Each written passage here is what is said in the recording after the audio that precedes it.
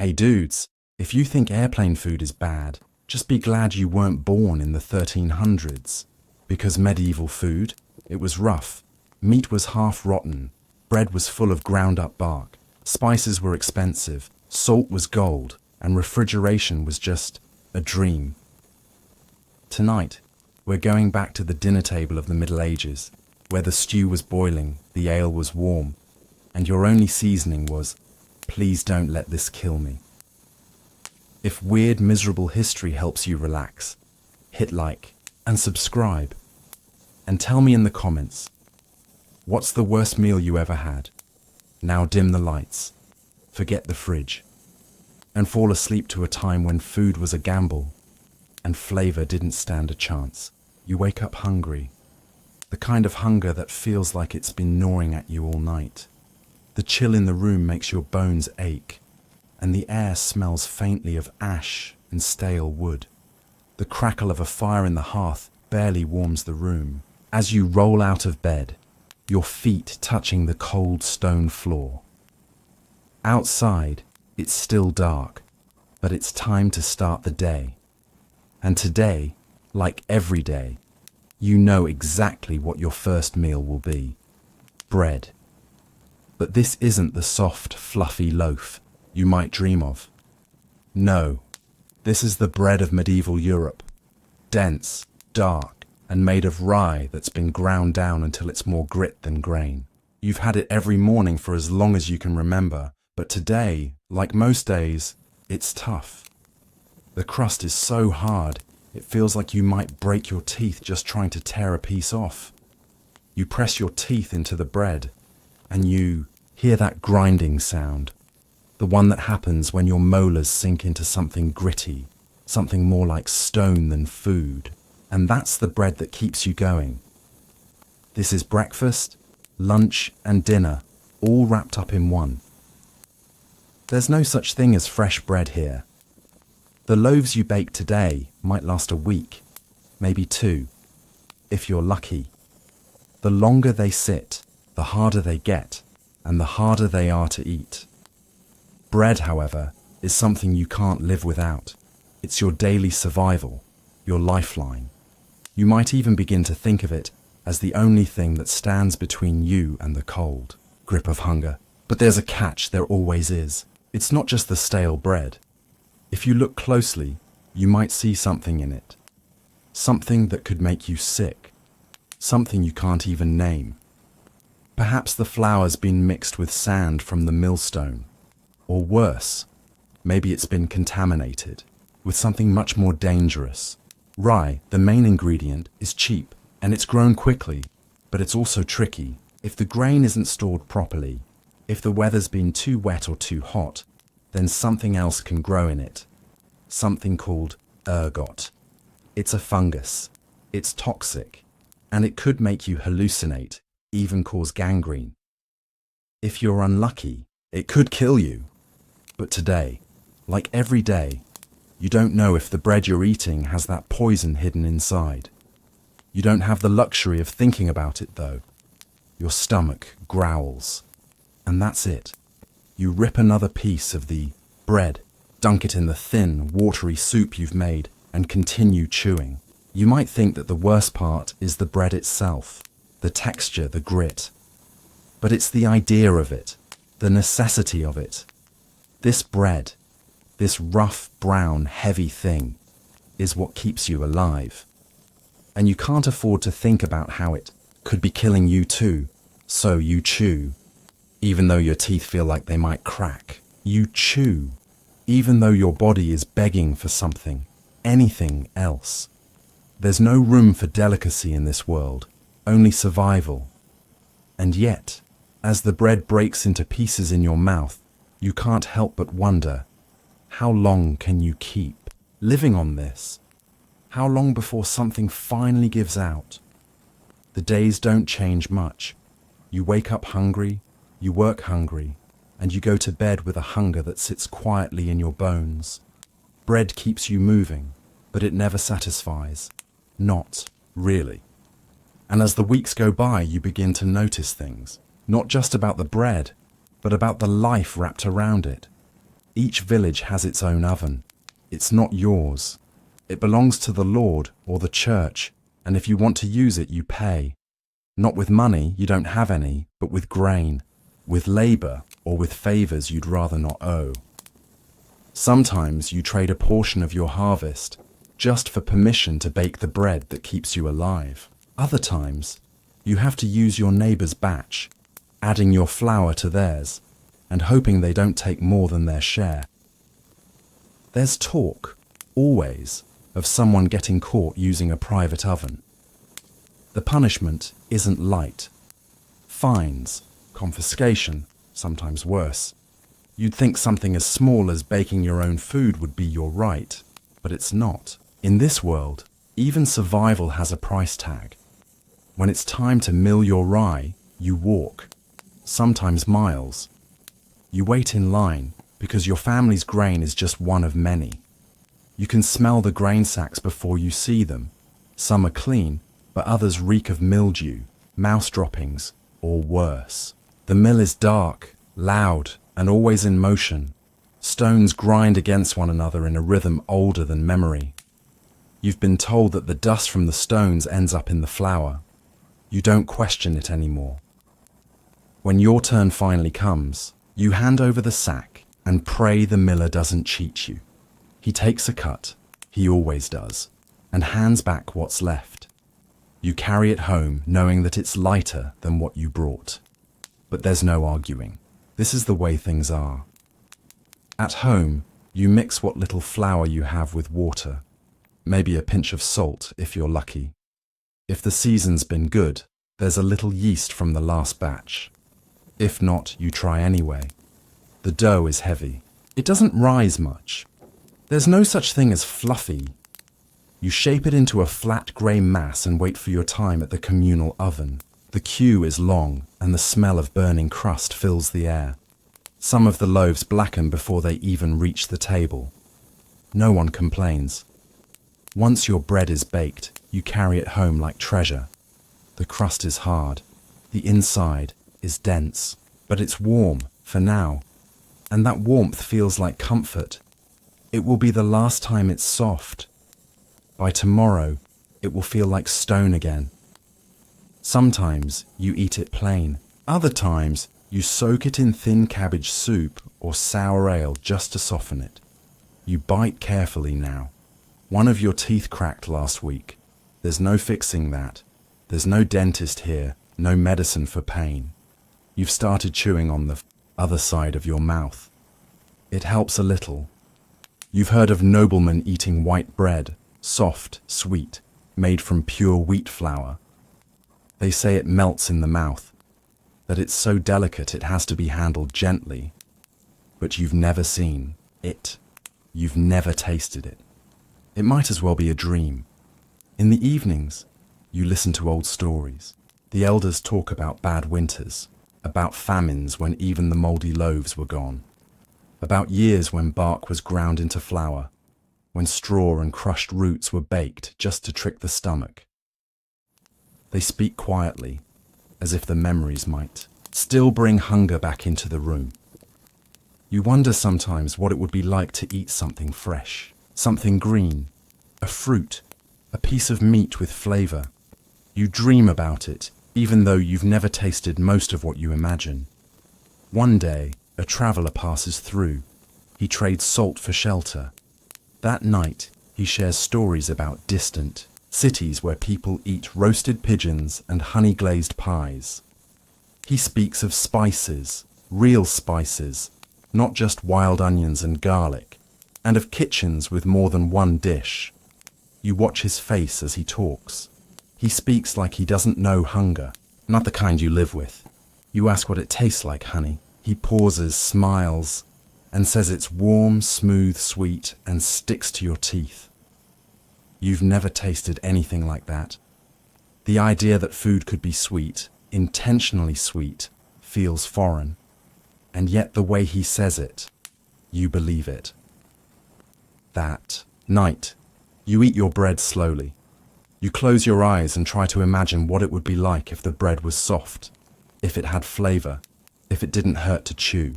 But even in your imagination, it stays the same.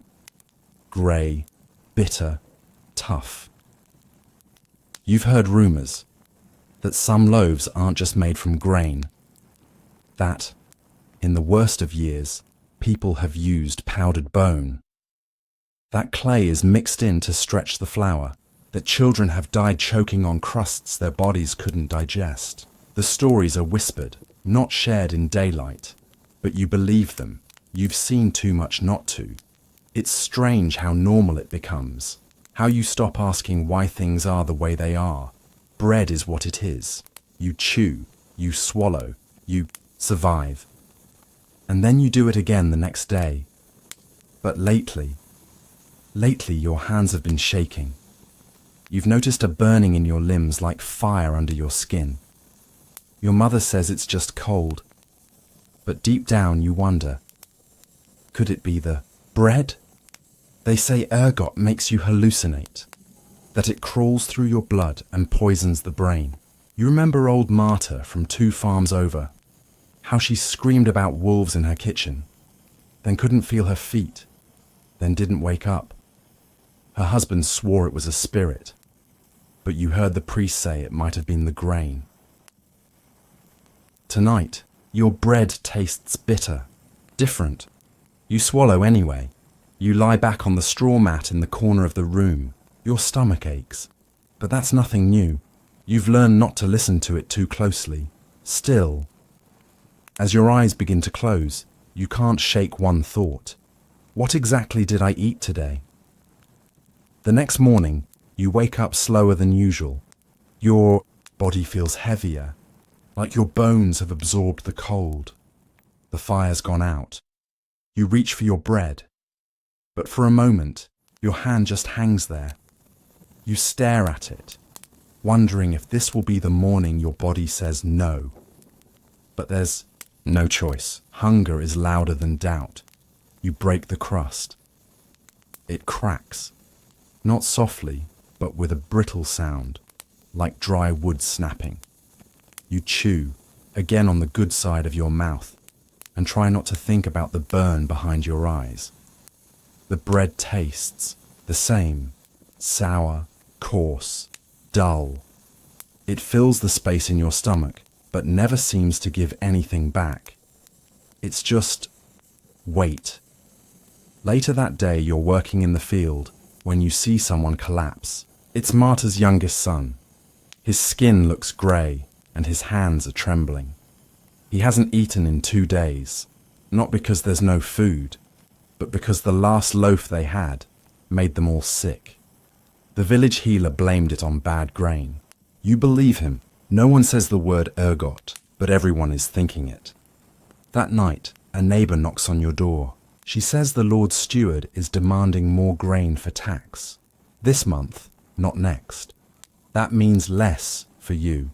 Less to grind, less to bake. The loaf you're eating now may be the last one for a while. You don't answer her. You just nod and close the door. You sit near the dying fire, the last piece of your loaf in your hand. You think about all the things bread has done to your body, how it's kept you alive but broken your teeth, scratched your throat, drained your strength. You remember your grandfather, who could barely eat solid food at the end of his life. His gums were raw, his fingers bent like old twigs. But he always said the same thing before a meal. Be grateful. It's bread. Maybe that's what keeps you eating. Not the flavour, not the nourishment, but the memory that someone before you ate worse and survived. You don't know if that's comforting or cruel. You chew slower tonight. You listen to the wine scrape against the wooden shutters. You think about the traveller and the way he described honey, how his voice softened just saying the word. You wonder what it would feel like to bite into something made for joy, not just survival. You lie down and stare at the ceiling. Your stomach stops growling, not because it's full, but because it's tired of asking.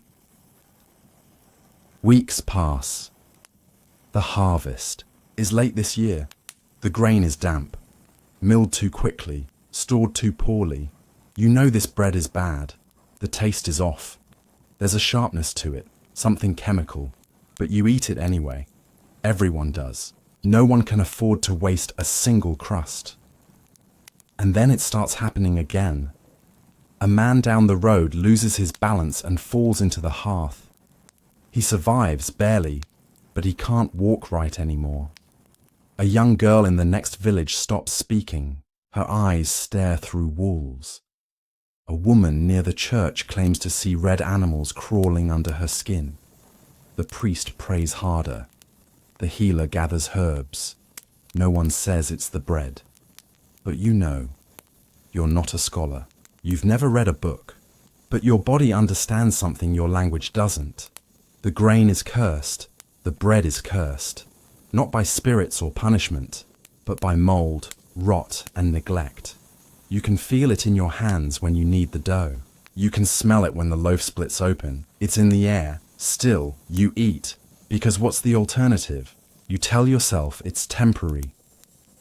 That next year's harvest will be better. That the Lord will lower taxes. That your neighbor will get well. That your own hands will stop shaking. But you don't believe it. One night, you sit with your younger brother. He's barely 10. His fingers are stained from working the fields. His eyes are always tired now. He asks you, not for the first time, if this bread is safe. You lie. You say yes. Because what else can you say?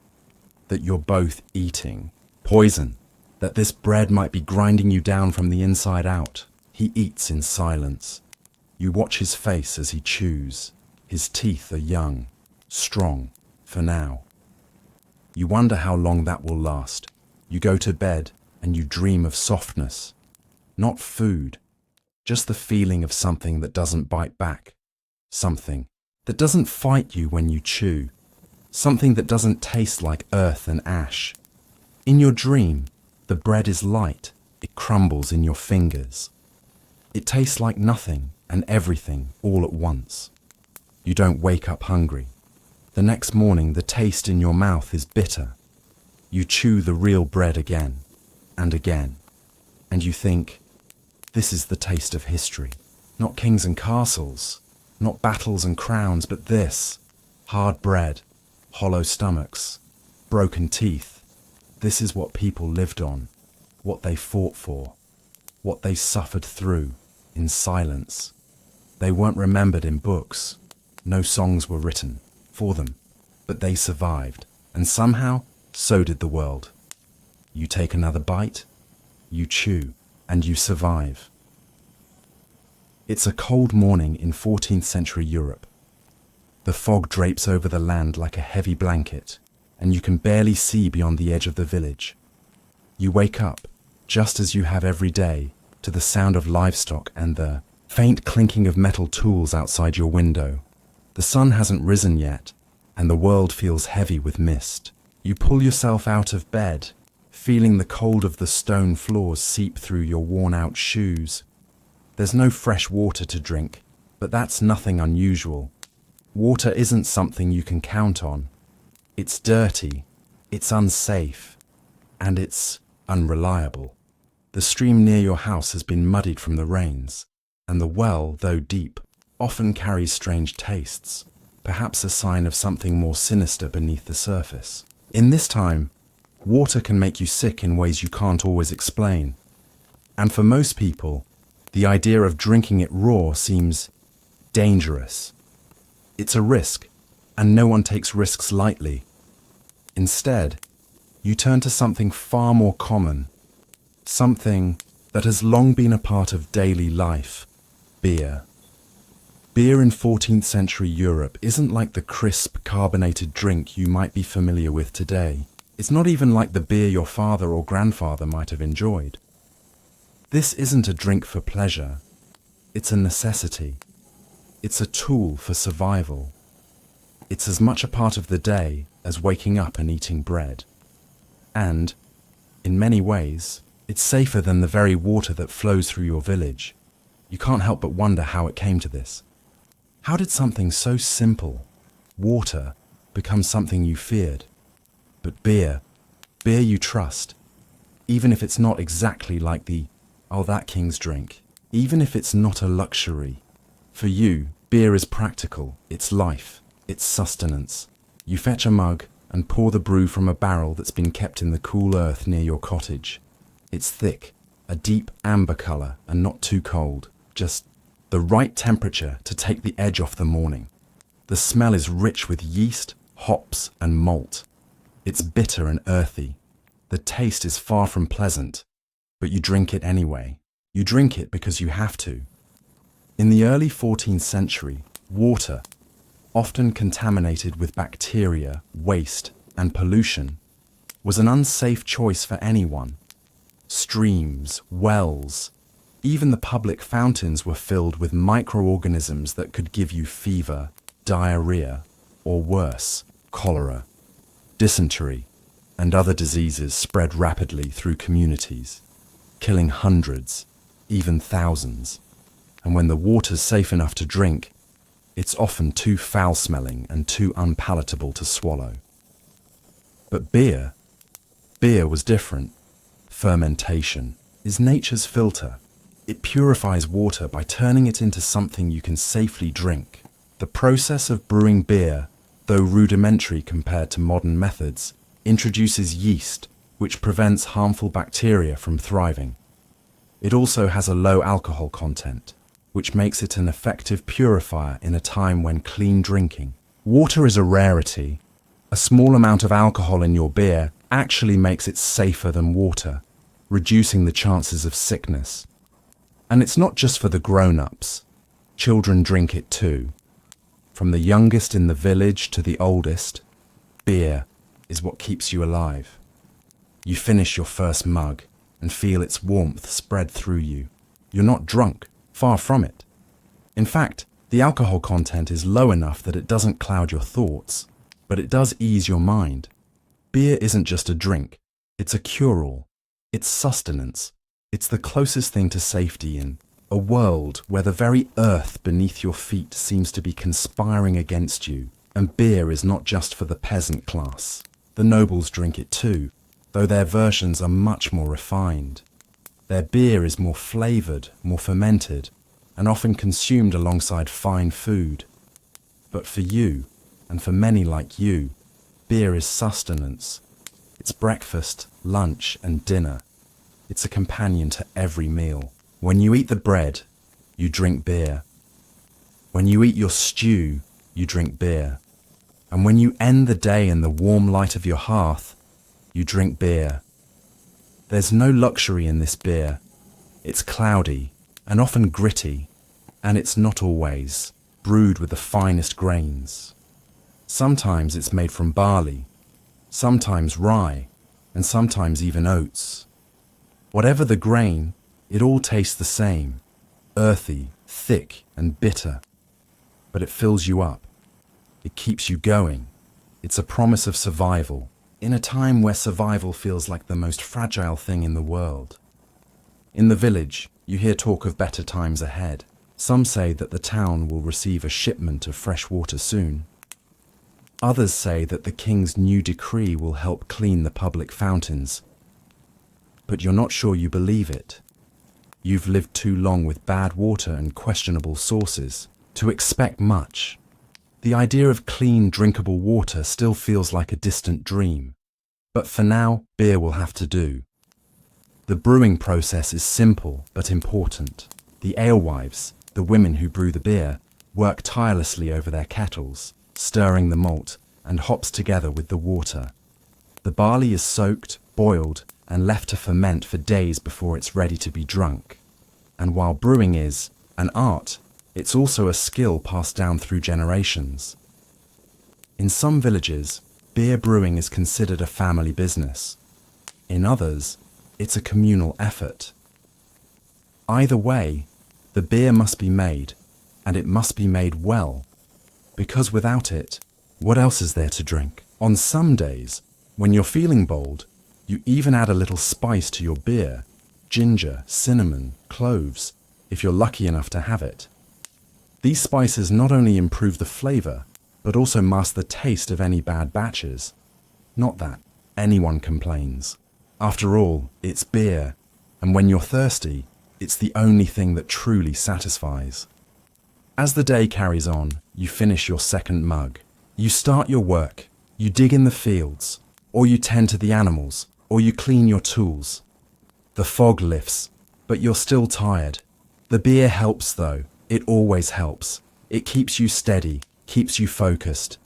It's an ancient brew, perfected by years of trial and error, and it's far safer than the water you've been warned about for years. The world outside your cottage feels heavy with history. You think about the great cities of Rome and Athens, places where centuries ago people drank wine, beer, and other fermented drinks as their primary source of hydration. People have always known that liquid was more than just something to swallow. It's something to survive on. You aren't the first to drink beer. You won't be the last, and as long as beer flows, you'll make do. The sun sets, and you prepare your dinner. The day is done. There's no clean water to drink, but there's beer. And that's enough. For now. That's enough. The days begin to blur together. The work stays the same. The skies remain grey, and the thirst never really goes away. It just gets replaced by habit. Beer becomes routine, almost invisible. You drink it without thinking. The mugs empty and fill again, and no one questions it. No one asks for water. That would be foolish. That would be dangerous. There's an old man who lives near the edge of the village. He says he remembers when people used to drink from the stream. Back then, he says, it was cleaner, cold, fast-flowing, pure. But that was before the pigs ran, loose, before the waste spilled over the hills, before the tannery upstream turned the banks black.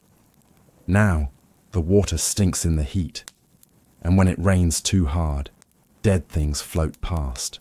You've seen it yourself. You know better. No one tells children to drink water. They don't even need to be warned. They've seen what happens when someone tries. A stomach cramps, a fever, a slow collapse, a grave dug shallow and covered fast. So they drink beer. The small ones get what's called small ale, barely alcoholic, but brewed the same way. It's not a treat, it's survival in a mug. You help brew when the village alewife is sick. She shows you the process. It's rough.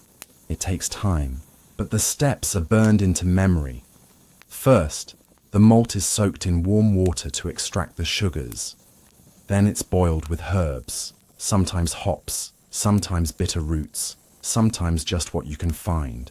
After that, it's left to cool in wide open vats. A handful of days pass, and the yeast, wild, invisible, magical, does its work. You don't see it, but you believe in it. It transforms what's dangerous into something safe. That's the way people talk about beer here. It doesn't just feed you, it protects you. You learn not to waste. Every drop counts. The leftover grains are fed to animals or turned into bread. The yeast is saved for the next batch. Even the dregs from the bottom of the barrel get used, poured into stews or rubbed into wounds. Some believe it has healing powers. You don't know if that's true, but in a world like this, belief is sometimes all that keeps a person upright. There are whispers now. Some say the water is making the next village sick again, that something's spreading, some kind of illness that starts with a fever and ends, in silence. People are afraid, but they don't panic. They just double the batches. Every house you pass has steam rising from it. Brewing fires glow like lanterns in the dusk. You carry buckets, clean mugs, and help stir the mash. Your arms ache, but your mind drifts. You think about how strange it is that this liquid, this bitter, brown, frothy drink, has become the most reliable thing in your life. You don't trust the weather. You don't trust the lords. You don't even trust the land anymore. But beer never lets you down. One night, you sit outside and sip slowly. The stars are out. Finally. It's the first clear night in weeks. You lean back and your shoulders drop. There's quiet. Not the kind that feels empty, but the kind that makes you feel like the world has paused just for a moment. Your breath floats in the cool air. The beer in your hand is warm now, but it doesn't matter. You wonder about the people who came before you. Did they sit like this? Did they drink from wooden mugs, watching the stars, wondering how long their bodies could hold up? You imagine a woman in a wool tunic, hundreds of years before you, doing the same thing. Same cold, same hunger, same beer. In church, the priest says wine is for the soul and beer is for the body. You understand now, wine is a distant dream, for nobles, for monks, for men who live in stone walls. But beer is for people like you. People with dirt on their hands and smoke in their hair. People who live hard and sleep harder. Beer is a kind of prayer too, you think. A quiet one. You lift your mug like an offering and drink. You begin to notice things you didn't before. The difference in taste between barrels. The way the brew smells stronger when the yeast is fresh. How the water used changes everything. One batch tastes sharp, another soft. Sometimes there's a sourness you can't place, but it still tastes better than the well. Always better than the well. You find yourself teaching the younger ones how to brew. You didn't mean to. It just happened. A question here, a task there, until one day you realize they're looking to you the way you once looked to the old alewife.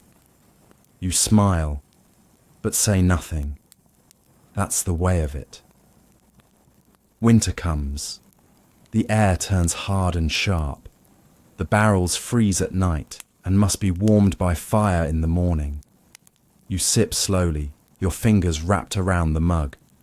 The taste is the same, comforting, bitter, familiar.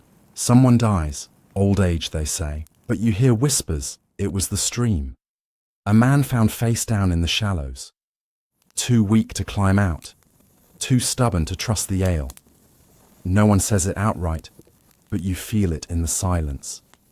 You go home and brew another batch. The days grow shorter, the nights stretch longer. You keep drinking, keep brewing, keep teaching. Beer is no longer just something you drink, it's something you understand. And yet, one question begins to settle in your chest. What happens when the beer runs out? You don't remember when you first started rationing it. Maybe it was the second bad harvest. Maybe it was when the barley sacks came back lighter than they should have.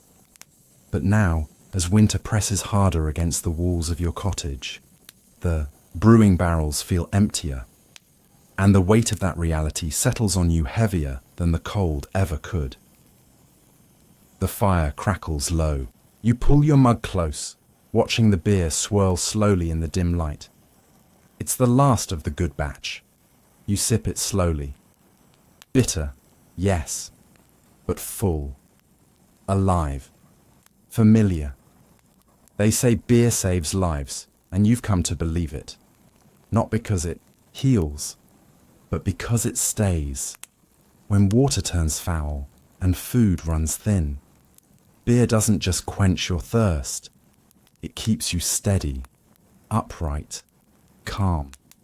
It reminds you that not everything in your world has to be cruel. You stand at the brewing kettle. Again, steam rises like a ghost. The barley's weak this year, and the water, well, you've boiled it twice, and still the smell clings. But you go through the motions. Soak, stir, wait. You hum to yourself the same tune your mother used to sing while she brewed. You never asked where she learned it. You just kept it going. The younger ones help you now. They ask more questions. Why does it smell different today? What happens if you use less grain? Why does one batch make you sleepy and another keep you sharp? You answer what you can. You lie when you have to. Not because you mean to, but because sometimes you just don't know. Sometimes you're still guessing, just like they are. Tess says, village is quiet lately. You hear more coughing, more stillness, and fewer feet on the path near your door. Someone said the illness has returned, that it's back in the well. You believe it. The dogs won't even drink from it now. You offer your neighbour's beer instead. You fill old mugs and cracked bowls. You say, take this. It's warm. It's safe. It's something. They thank you. They always thank you, even when their hands are shaking too hard to hold the cup. You're not just brewing now. You're preserving, passing something on, teaching people how to live without the thing we all assumed we could rely on. You never thought you'd fear water, but now you boil it like it's a stranger. You pour it with suspicion, and every time it touches your hands, you're reminded just how lucky you are to have beer instead. One evening, you sit with the last of the old alewives. She's thin now, wrinkled like parchment, but her mind is sharp.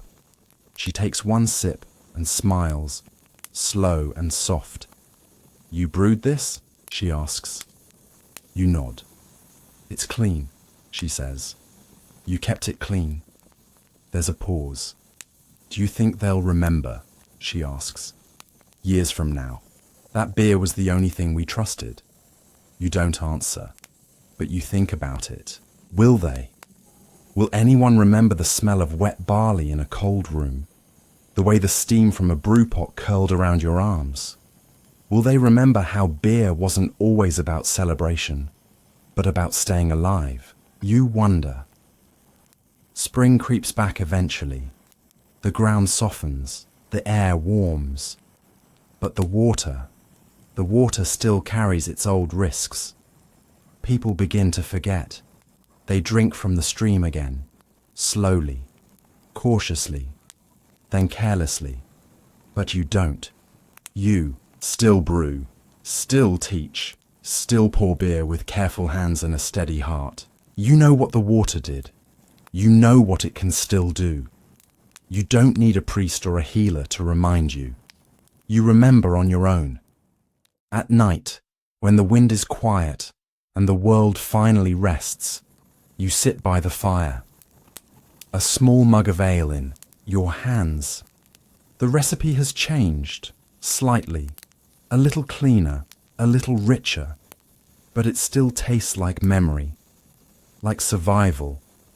And you think about how something so simple, barley, water, yeast, could keep an entire village breathing when everything else fell apart. You sip, you close your eyes, and for the first time in a while, you don't feel afraid. The sun is just beginning to rise, casting a thin light over the frost-covered ground. The air is sharp, biting at your cheeks as you step outside your small stone cottage. Morning is unmistakable. The cold earth, the wood smoke from the hearth, and of course the smell of meat. But it's not fresh. It can't be. Fresh meat is a luxury few people can afford in the middle of winter. What you have is salted, dried, preserved in ways you've learned to live with. Meat, when it's available, is a precious thing. It isn't just food, it's survival. In the Middle Ages, meat was far from a daily luxury. It was something that you preserved, stored, and used sparingly, stretching each cut as far as it would go. A single slab of beef or mutton could last weeks, sometimes even months if you were careful enough. But it wasn't without its risks, and it wasn't always a pleasure to eat. You make your way to the small shed behind your cottage where your meat is stored. The door creaks as you open it, letting in a draft of cold air. Inside, rows of salted hams hang from hooks. They've been curing for weeks, maybe longer. Their surfaces are coated in a thick layer of salt, a necessary evil to preserve them. The air smells of brine, of something once alive now held together by the preservation of time and technique. You reach up and run your fingers along one of the hanging cuts. It's hard, almost leathery to the touch. The salt is still gritty, against your skin. This is how it works. This is how meat survives in this harsh, unforgiving world. It's not the fresh, tender cuts you dream about. It's meat that's been salted, dried, and preserved through the magic of salt, smoke, and patience. This salted meat will become your lunch today and your dinner tomorrow. The same cut, the same flavor, each time. There's no variety, no choice, just salted meat and whatever vegetables or stale bread you can get your hands on. You've learned to make do. You've learned to live with the taste of salt, of smoke, of something once alive now rendered almost unrecognizable by the preservation process. The problem with salted meat is that it's never quite as good as it was fresh. It's dry, it's tough. You chew through it, each bite more of a chore than a pleasure. But you eat it because you must. The alternative is worse. Sometimes, if you're lucky, you might get a small feast, a feast of freshly butchered meat, maybe a wild boar or a deer caught in the forest. The butcher will come through town, a haggard man with his knives and his blood-stained apron, and for a few coins he'll sell you a piece of venison. But those feasts are rare, fleeting moments of joy. They don't last long. After that, it's back to the salted meat, the dried sausages, the cured hams. But salted meat isn't just tough and unappetizing. It also brings danger. The very act of preserving meat, especially when you don't have access to refrigeration or proper storage, can introduce risks. Salted meat over time can turn rancid. It can rot. You can't always tell when it's gone bad just by looking at it. Sometimes it takes a few bites before the taste gives it away. The texture might seem off. The smell might be sour. In the worst cases, it might not even be the meat itself that causes harm. The salt and preservation methods you use aren't always sanitary. Salted meat stored in a damp, humid environment can attract flies, maggots, and bacteria. And the last thing you want in the middle of winter is a stomach illness. But people eat it anyway. People eat it because there's no choice. It's food. It's sustenance. Even if it might make you sick. Even if it might be spoiled. You think back to last winter. The bitter cold made it impossible to keep anything fresh. The snow came early, and the game ran scarce. You relied on what you had in your shed. The hams, the sausages, the dried beef. It wasn't much, but it was enough to keep you going, at least for a while. But towards the end of winter, the food started to run low. You couldn't afford to buy more. You couldn't afford to hunt more. You ate the same salted meat every day, a steady diet of something tough, something salty, something that clung to your insides like a heavy weight. And there were days when you wondered if it was all worth it. You wondered if the salt, the smoke, the preserved flesh was really the price you were willing to pay just to stay alive. But that's the thing about survival. It's not about what's good. It's not about what's comfortable. It's about what works. It's about making do day after day with whatever you can get your hands on. And in the Middle Ages, meat, whether salted, dried, or rotten, was a lifeline. It was something to cling to when the world felt like it was slipping away.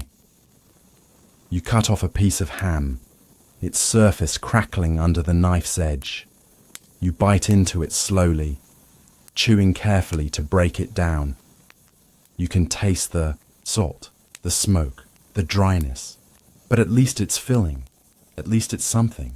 The texture might be tough, but it's better than going without. You sit by the fire, chewing the meat slowly, watching the flames dance. You think about how strange it is that something so simple, meat, can hold so much of your survival. You think about how it keeps you alive, even if it isn't as good as it could be. You wonder if anyone ever really thinks about what goes into making meat survive the winter. If anyone ever thinks about how it's salted, dried, cured, and hung, just to get through another season. The more you chew, the more you wonder, what did they do in ancient times when they didn't have salt or smoke to keep the meat? How did they survive without the means to preserve what they hunted? You imagine life before refrigeration, before salt and smoke, before people learned to make do with what they had. You wonder how those people lived, and if they lived longer or shorter than you. In the end, though, it doesn't matter. The meat is salted, it's dried, it's tough, it's your meal today, and it will be tomorrow. 2. You chew and swallow knowing that survival has a taste. It's a taste that stays with you no matter how long you live. A taste that is sometimes bitter, sometimes dry, and always necessary. The days blur together in the cold. As winter tightens its grip, the world outside grows quieter and your food stores get smaller. The salted meat that hung in the shed, your steady companion through the months, now feels like a lifeline stretching thin. The weather's biting and your muscles ache from the constant work. But you know the cycle. Eat what you can, work hard, keep surviving. The cold, however, isn't the only thing wearing you down. The salted meat is too. You've eaten it every day for weeks now. The taste is all you know. The salt, heavy in your mouth, seems to coat your tongue, making everything else feel dull. Even the bread, stale, hard, and crumbling, is starting to feel like a burden. You chew, but there's no joy in it. The texture of the meat grates against your teeth, dry and tough, and the salt seems to never fully wash away. It's not fresh, it's far from fresh, but it's food. And in these times, food is never something to take for granted. You think about what it might have been like to eat fresh meat, real meat, straight from the hunt. But fresh meat is a rarity in the Middle Ages. The butcher's stall may have a few cuts, and if you were lucky enough to be on the winning side of a hunt, you might enjoy a proper feast. But even then, it would only last for a short time. The rest would have to be preserved, and preserving meat is an art. That takes time, effort, and often the sacrifice of flavor. You look at the meat again, hanging on the shelf. You've salted it carefully. Every inch of it is covered in coarse salt, packed tightly to draw out moisture. The preservation process, though effective, isn't kind to the texture or taste. Salt pulls away the flavor, leaving behind a dry, sometimes almost leathery consistency. You know that even the best cuts of meat, when preserved this way, lose their appeal. And as the weeks stretch on, you've learned that there's more to worry about than just taste. Spoiled meat is the hidden danger that lurks behind every batch. Salt preserves, but it doesn't always protect against the dangers of improper storage. Even the salt can't save meat that's been exposed to too much moisture or warmth. You've heard the stories of people who ate spoiled meat, how they became sick, how they fell ill with fevers, vomiting, and chills. Sometimes it's the salt itself that makes it worse, the drying process that fails to do its job when the air is too humid or when the meat's been handled poorly. Sometimes it's not the taste, but the smell, the sour, putrid odor of rot that comes from deep inside the cut, hidden in the center where the salt hasn't reached. The thought crosses your mind. What if it's spoiled? The question gnaws at you. There's no way of knowing without cutting into it. You'd have to risk it. The last thing you want is to waste precious food, but the fear of eating something bad is even worse. But the decision is made. You're hungry. You need the meat to sustain you. You slice through it carefully, testing the texture. It's tough, it's dry, but it looks all right. You don't see any unusual discoloration, and the smell isn't foul. It's salty, like it should be, and dry, but not in a way that makes you want to turn away. Still, your gut tightens as you take the first bite. You chew slowly, tasting it, wondering. It's not like the fresh meat you've had in better times, but it's something, and something is enough. Days pass, and you keep eating the salted meat. Every meal, you tell yourself that it will be the last of it. You dream of fresh bread, of roasted vegetables, of fruits and herbs that don't need to be preserved. But those dreams feel far away, like luxuries, like things out of reach. You don't talk about it. No one talks about the way the meat feels like a weight in your stomach. You don't say aloud how each bite becomes a chore, how the salt seems to pull all the moisture out of your body, making you feel thirsty and weak even as you chew. But you eat it anyway. The days drag on. You work your way through the salted meat as best as you can. Each morning, you look at the pile of leftovers from the previous day, knowing that what remains will soon be your only food. You're running out of options. The dried sausages, the cured hams, they can only last so long. But winter doesn't care. The cold doesn't care about your hunger. The snow falls, thick and heavy, making it harder to hunt, harder to forage. The frozen landscape outside your window is a reminder that nature is indifferent. Survival isn't guaranteed. One day, as you go to the butcher to trade what little you have left, you hear talk of the town's food supplies running low. The salted meat, the dried fish, the grain, it's all becoming scarce. People are starting to complain, starting to panic. You can see it in their eyes, the same fear you felt yourself. What happens when there's no more food to preserve? What happens when the stores of salted meat run dry? You don't have an answer. No one does. All you can do is prepare, store what little you have left, and keep an eye on the weather. Winter might not last forever, but you've learned that sometimes survival is about making it day by day.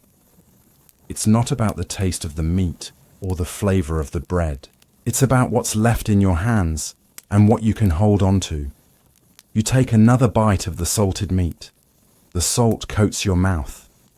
The chew is slow, and your stomach aches. But you swallow. You swallow because that's what survival is. You keep moving. You keep going, even when it feels like there's nothing left. And in the quiet moments, you wonder if the hunger will ever stop, or if it will always be there, waiting for the next season, the next meal, the next challenge. You wonder if this will always be the taste of survival. The weeks pass, and the salted meat in your shed begins to dwindle. There's not much left.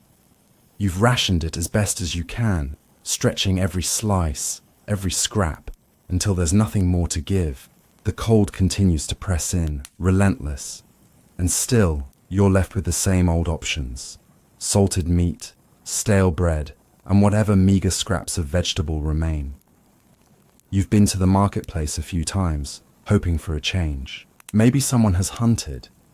Maybe the butcher's stall will have fresh cuts. But each time, you return empty-handed. People are getting desperate.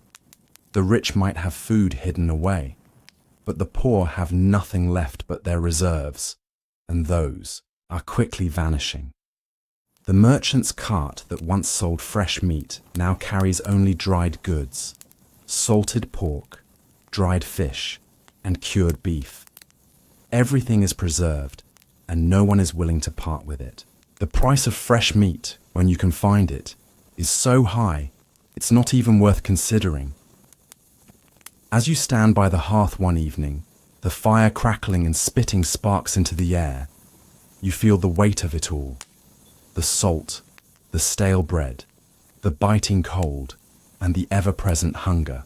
You've lived this way for months now, subsisting on the same few ingredients, forced to make do with whatever's available. The meat, salted and dried, has become part of you, but it's not enough. You know that. Everyone knows it.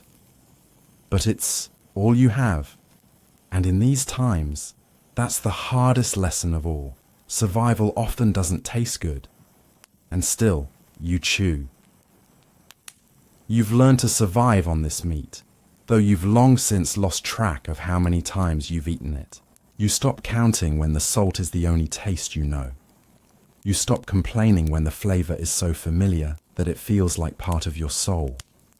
Salted, dried, and mostly rotten, the meat becomes more than food. It becomes a symbol of endurance, of resilience, of simply living when all you want is to be free of the taste, free of the grind. But living means swallowing that taste, chewing on that salt, and making it work. The seasons begin to shift. Slowly. The snow melts, revealing patches of muddy ground that turn soft underfoot. Spring is coming, but it's a long time in arriving, and the food you've kept stored in your shed is growing more and more precious by the day. You ration what's left, stretching it further than you ever thought possible. But the last hams in your shed are starting to lose their flavor, their texture growing brittle with age. The meat, which was once a promise of sustenance, is now a reminder of how close you are to running out. Then, one morning, there's a knock on your door. It's the butcher from down the road, the one who's always had a steady supply of meat for the village. His apron is dirty with blood, his hands covered in the remnants of the day's work.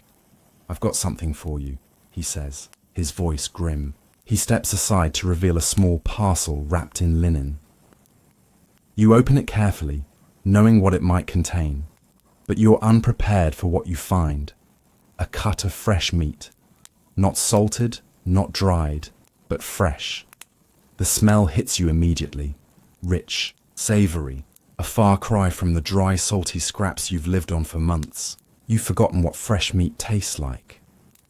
You stare at it for a moment, your stomach aching with anticipation. But the butcher doesn't wait for you to speak.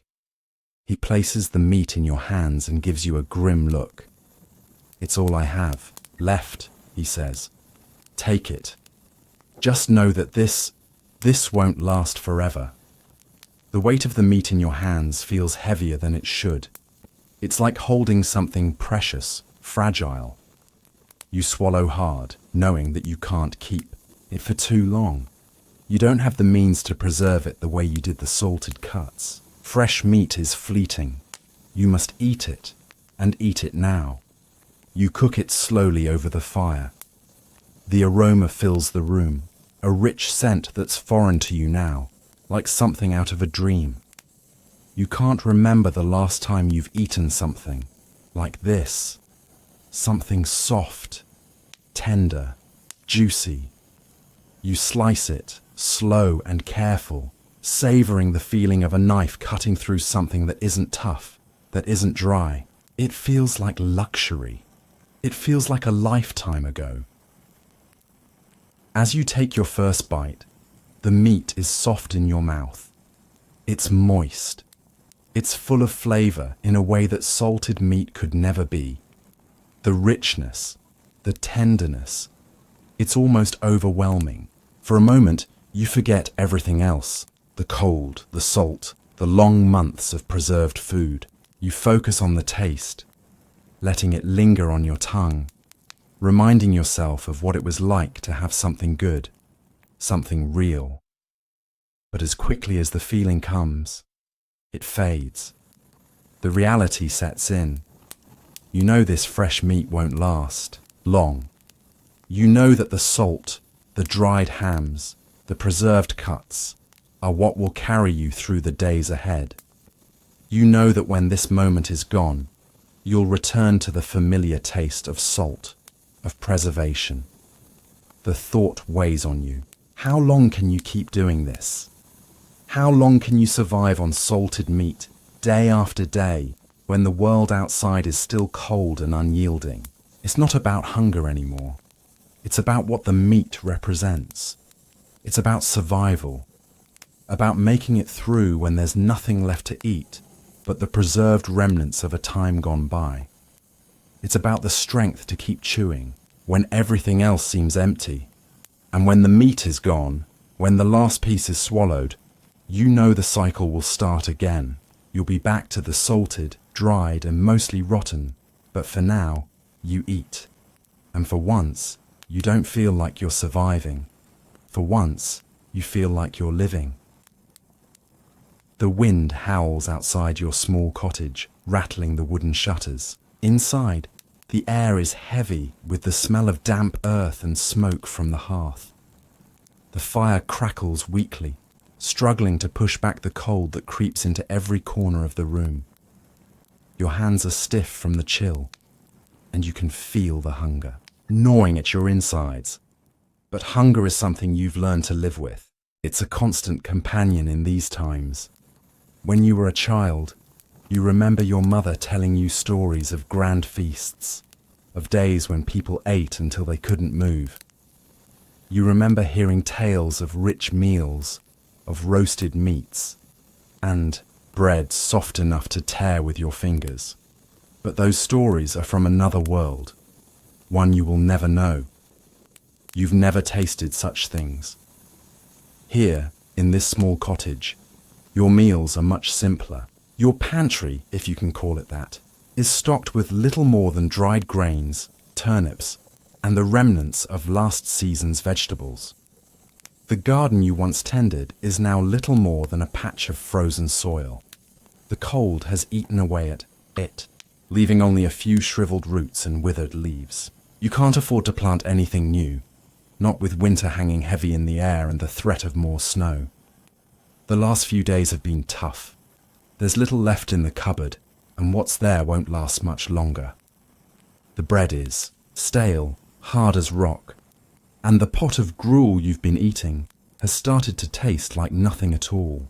It's just boiled water with a few grains thrown in, thickened with the last of the flour.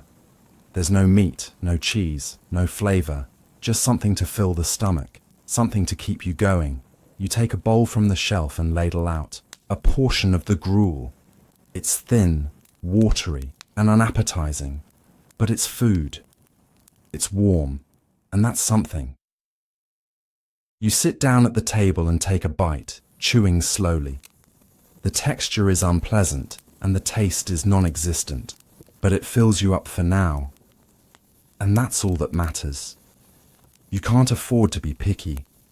The turnips are what you've come to rely on most. They've been stored in the root cellar, packed away to last through the cold months.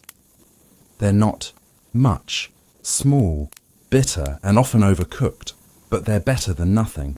You take one from the basket, peel away the thick skin, and slice it into small pieces. It's not much, but it's something you can eat without feeling completely empty. As you chew, you think about the past, about your parents and grandparents, who lived much the same way. They ate what they could grow, what they could find, what they could store for the long winters. There was never enough, and yet they survived. They never complained, never spoke of feasts or luxuries. They ate because they had to, because there was no other choice. You try not to think about the future. What will you do when the last of your turnips are gone? When the flour is used up and the gruel becomes even thinner? You don't have an answer.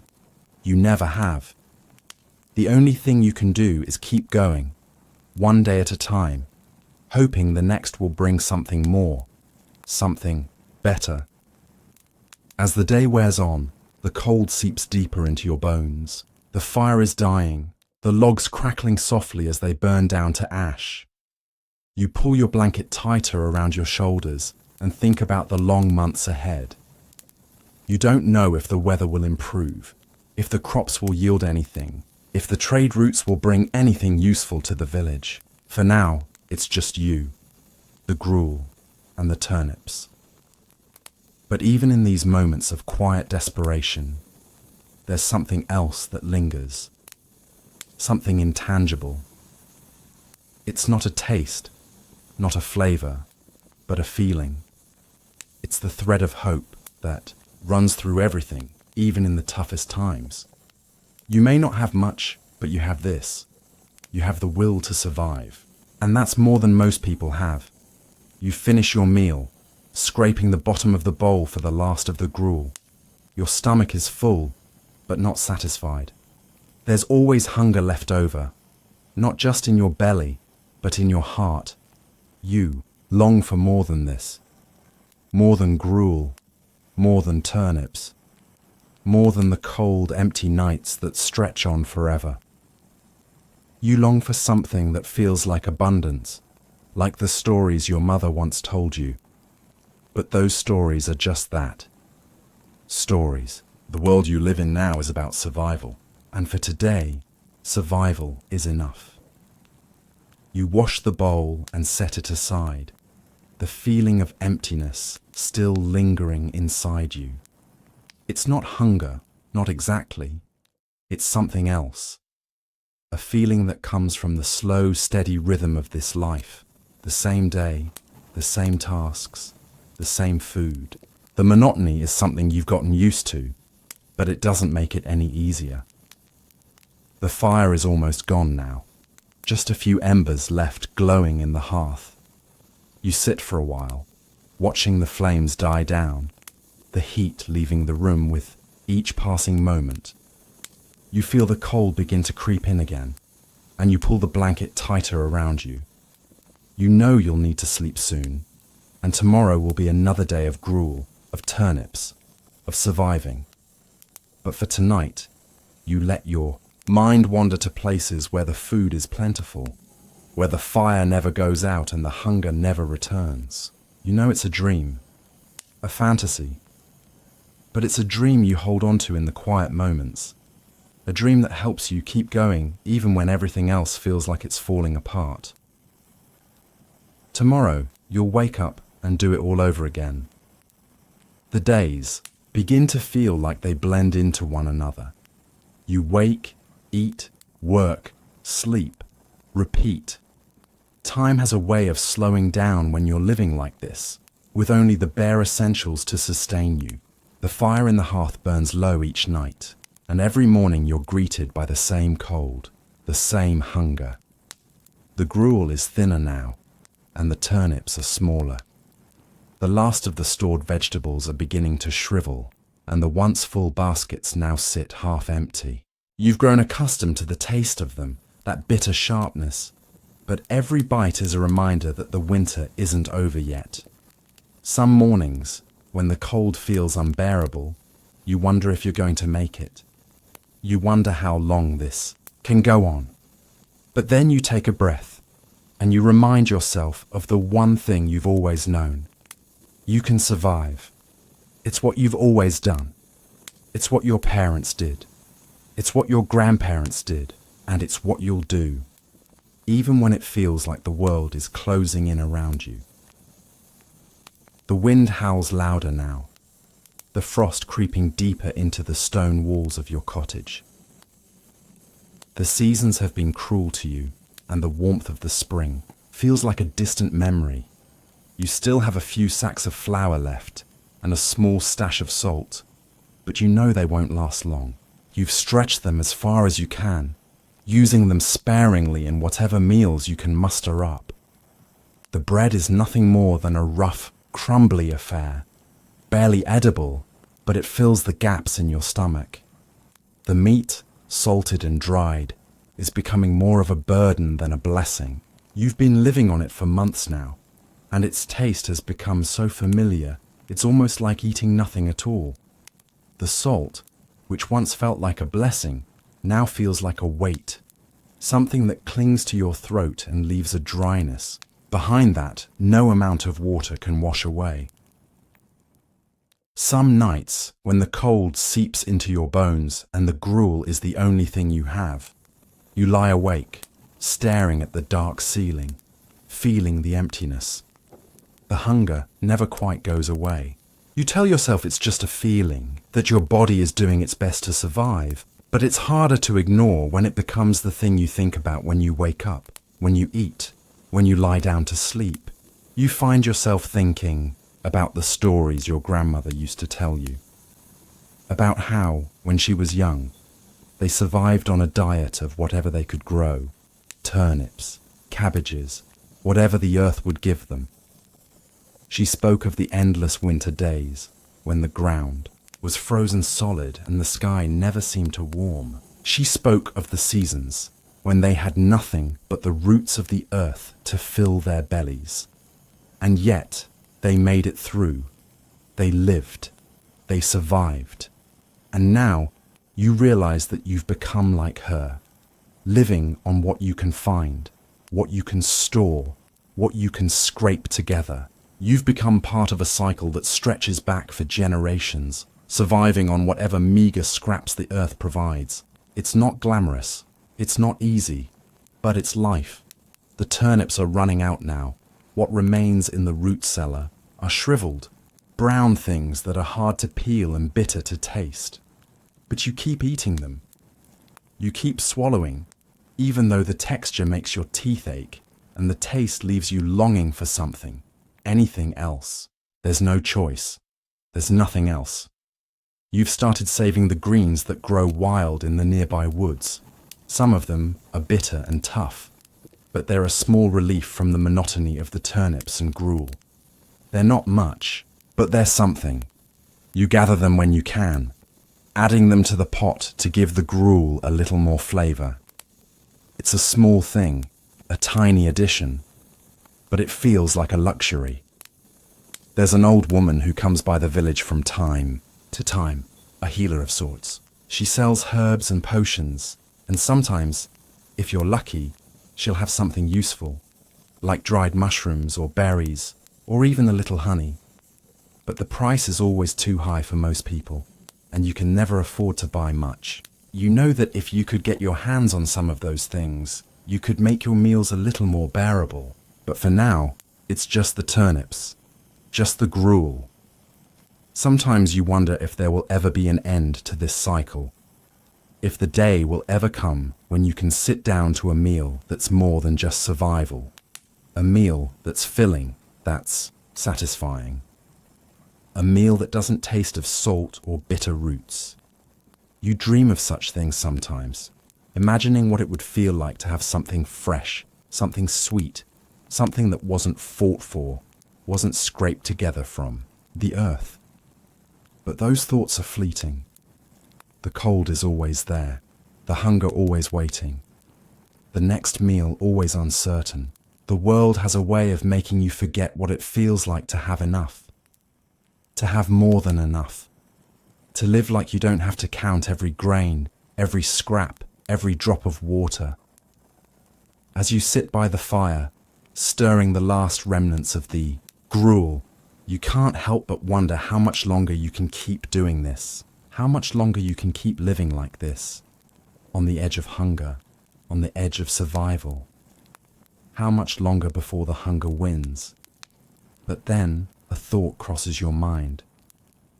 Maybe this is how it's always been.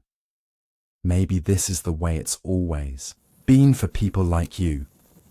People who don't have the luxury of abundance. People who don't have the luxury of choice. Maybe this is just life. And maybe, in the end, it's enough.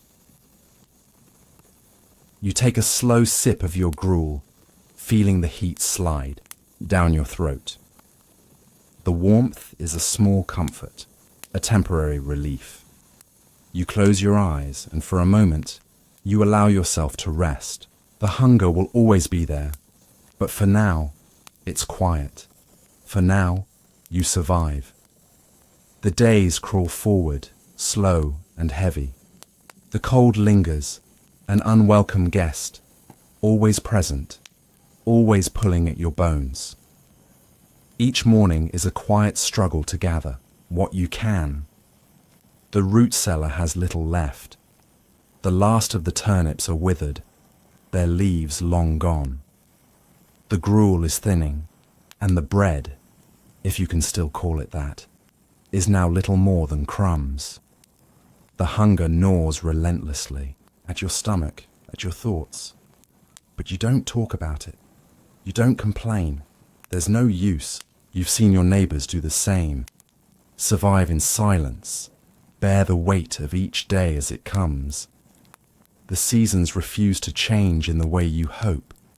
Spring should have arrived by now, but it seems to linger just out of reach, like a distant dream. You wake each morning with the faintest hope, checking the sky for any sign of warmth, but it's always the same, a grey canvas, heavy with clouds, and the bite of cold air that never seems to leave. Still, you rise each day, because that's all there is to do. Rise, eat what you can, and work.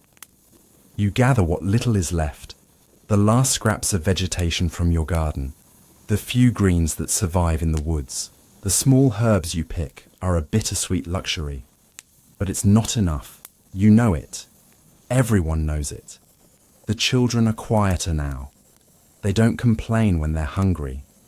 They've learned to swallow the hunger without a word, just as you have. Their eyes have started to look more hollow, their cheeks drawn with the sharpness of the cold. You try to reassure them, try to make them feel safe, but you're not sure they believe you anymore. The days are long, and the nights are colder. You think about the tales of old, of feasts where the meat was roasted, where the bread was soft and warm, where there was laughter and cheer and abundance. Those tales sound almost like dreams now, like things from a life that no one will ever know. The world around you has shrunk. The food, the shelter, the warmth, all of it seems to exist in a different world, one where you don't live. But you hold on to the hope that someday things will get better, that the snow will melt, that the seeds you've saved will take root, that the world will turn again, just as it always does. You don't know if it's true, but you hold on to it anyway. Because what else is there to hold on to? You've been told that the seasons will turn, that after the long winter, spring will come, and with it, new growth, new life. But it feels like a lie sometimes. It feels like the world will stay frozen, and that you'll always be stuck in this endless cycle of hunger and survival. But then, one day, a change comes. It's a soft change, subtle at first. You feel it before you see it. The slightest warmth in the air. A hint of sun breaking through the clouds, just for a moment. You don't speak of it right away. You don't dare hope. But you see the way the frost starts to melt, how the ground begins to soften. You start to hear the birds again, the faint sound of their songs returning with the morning. It's small, but it's something. You go to your garden, the one that has been lying fallow for so long, the one that you've given up on. You pull away the thin layer of frost, and beneath it you see green shoots, the first signs of life. Your heart jumps just for a moment before you steady yourself. You kneel down and gently touch the earth. It feels warm. It feels like hope. You don't know what will come of it. You don't know if the crops will grow strong or if the weather will turn again, cruel and cold. But for the first time in months, you allow yourself to breathe. You allow yourself to believe that maybe, just maybe, the worst is over. Maybe, just maybe, you'll eat better tomorrow. That night the fire burns a little brighter. The room feels warmer. You're not sure if it's the fire itself or the hope inside you that's giving you warmth. You sit by the hearth, looking at your family, their faces softened by the light. There's still hunger in their eyes, but there's something else there too. A spark, a flicker of belief that this will end, that the cycle of survival will break, and something better will begin. You don't know how long this hope will last. or how many more days of hunger you'll face before the spring is truly here. But for tonight, it's enough. Tonight, you feel like you've survived something more than the cold, more than the hunger. You've survived the waiting, the fear, the endless grind. You eat the last of the turnips and the small remnants of the bread. It's not much, but it's enough. Enough to hold you over. Enough to make it through one more day. And as you lay down to sleep, with the warmth of the fire and the promise of spring in the air, you finally let yourself rest. For the first time in a long while, you close your eyes with a quiet certainty that somehow you'll make it, that somehow you'll find your way out of this winter into something better. The hunger will not last forever. The gruel will not always be your only food. There will be fresh vegetables. There will be bread that is soft and warm. There will be a time when the hunger is gone and life is full once again. And until then, you will hold on. The long hall is alive with chatter, the clinking of goblets, and the rich scent of roasted meats. Candles flicker along the high wooden beams, casting long shadows across the stone floor. It's a feast, a grand one. And the noise fills the air as the servants rush back and forth, bringing dish after dish to the long tables. At the head of the table, the king sits, his crown gleaming in the candlelight, but his face is hidden behind a mask of indifference. He's not hungry. He's not here for the food. He's here for the spectacle. This is a meal for show. You've never tasted anything like this before. The platters are piled high with meats, roasted swans, whole pigs and pheasants. They're glossy, skins glistening in the light. There's a huge boar at the center, its tusks sharp, its flesh golden brown and dripping with fat. The dishes are heaped high with pies, cakes and fruit, all arranged perfectly. The servants are proud, showing off their hard work, placing each plate with precision. But as you watch, you notice something strange. The food is barely touched. The guests, some of the wealthiest and most powerful in the kingdom, do little more than pick at their plates, cutting the meat into perfect pieces, but hardly eating. It's all for display. It's all about wealth, about power, about creating an image of abundance that is more about appearance than substance.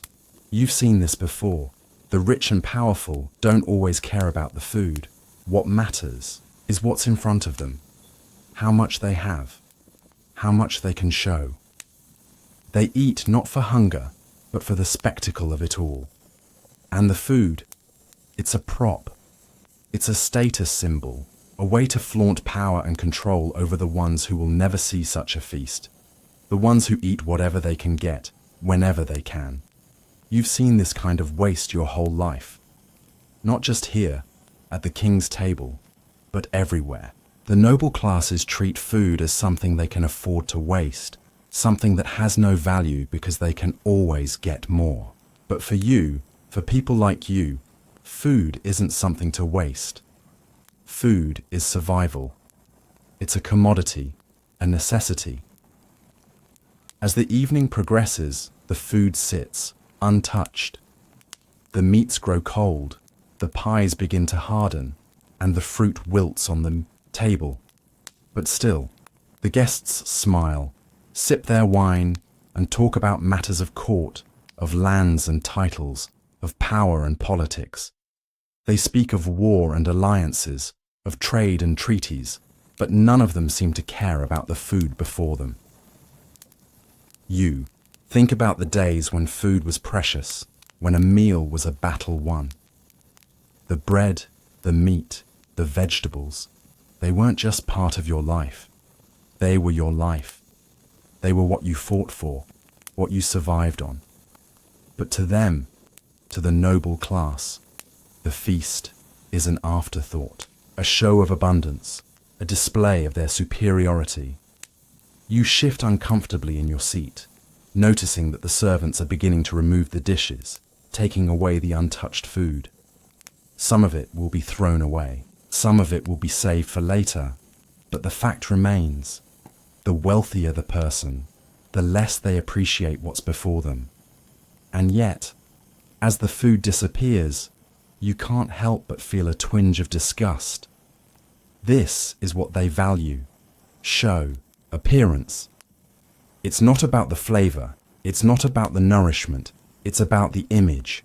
And what's left behind, the food that's barely been tasted, is a stark reminder of how easily things are discarded when they no longer serve a purpose. You can't help but compare it to your own meals, if you can even call them meals. For you, there is no waste. For you, every crumb, every scrap matters. If there's bread, it's eaten until nothing remains. If there's meat, it's boiled into soup, turned into something that will last, something that can be stretched. You make do with what's available, with what you have. You do this because you have to. You don't have the luxury of ignoring the food, of letting it sit and rot. Every bite counts. Every meal is a reminder that you're still here, still fighting, and yet the king's feast continues. The servants keep bringing in new dishes, and the guests continue their conversation as if nothing is wrong, as if it's all just part of the show. They are indulging in excess while you sit back and watch, knowing that nothing in this room will change your life. The food, the wine, the lavishness, it means nothing to you. What matters to you is the food you eat at home, the food that keeps you going, the food that sustains you, even when it's hard to come by. The night wears on, and the plates grow emptier. The laughter begins to fade, and the guests start to leave. Their bellies full, but their hearts untouched by the feast. You stand up and slip away from the table, heading back to your small corner of the kingdom, where life is much simpler, and food is always a precious commodity. You've learned that the best meals aren't the grand feasts held in the palaces. The best meals are the ones that help you survive, the ones that keep you going, day after day. The next morning, the grand hall is silent. The laughter is gone. The goblets have been cleared away. What remains are the bones, gnawed, but mostly whole, and the cold remains of a feast no one truly enjoyed. The scent of roasted meat still lingers in the corners of the room, but without the warmth of the fire or the buzz of voices, it smells more like waste than celebration. You return to your place near the kitchens, where the aftermath of last night's banquet is laid bare. Wooden trays are stacked high with food that was never touched. Crusted pies still whole. Loaves of bread unsliced. Tureens of stew that have gone cold and thick. Chickens with the meat still clinging to the bone. It's all there, now useless. You pick up a roast that no one even looked at and stare at the glistening skin. It could have fed an entire family.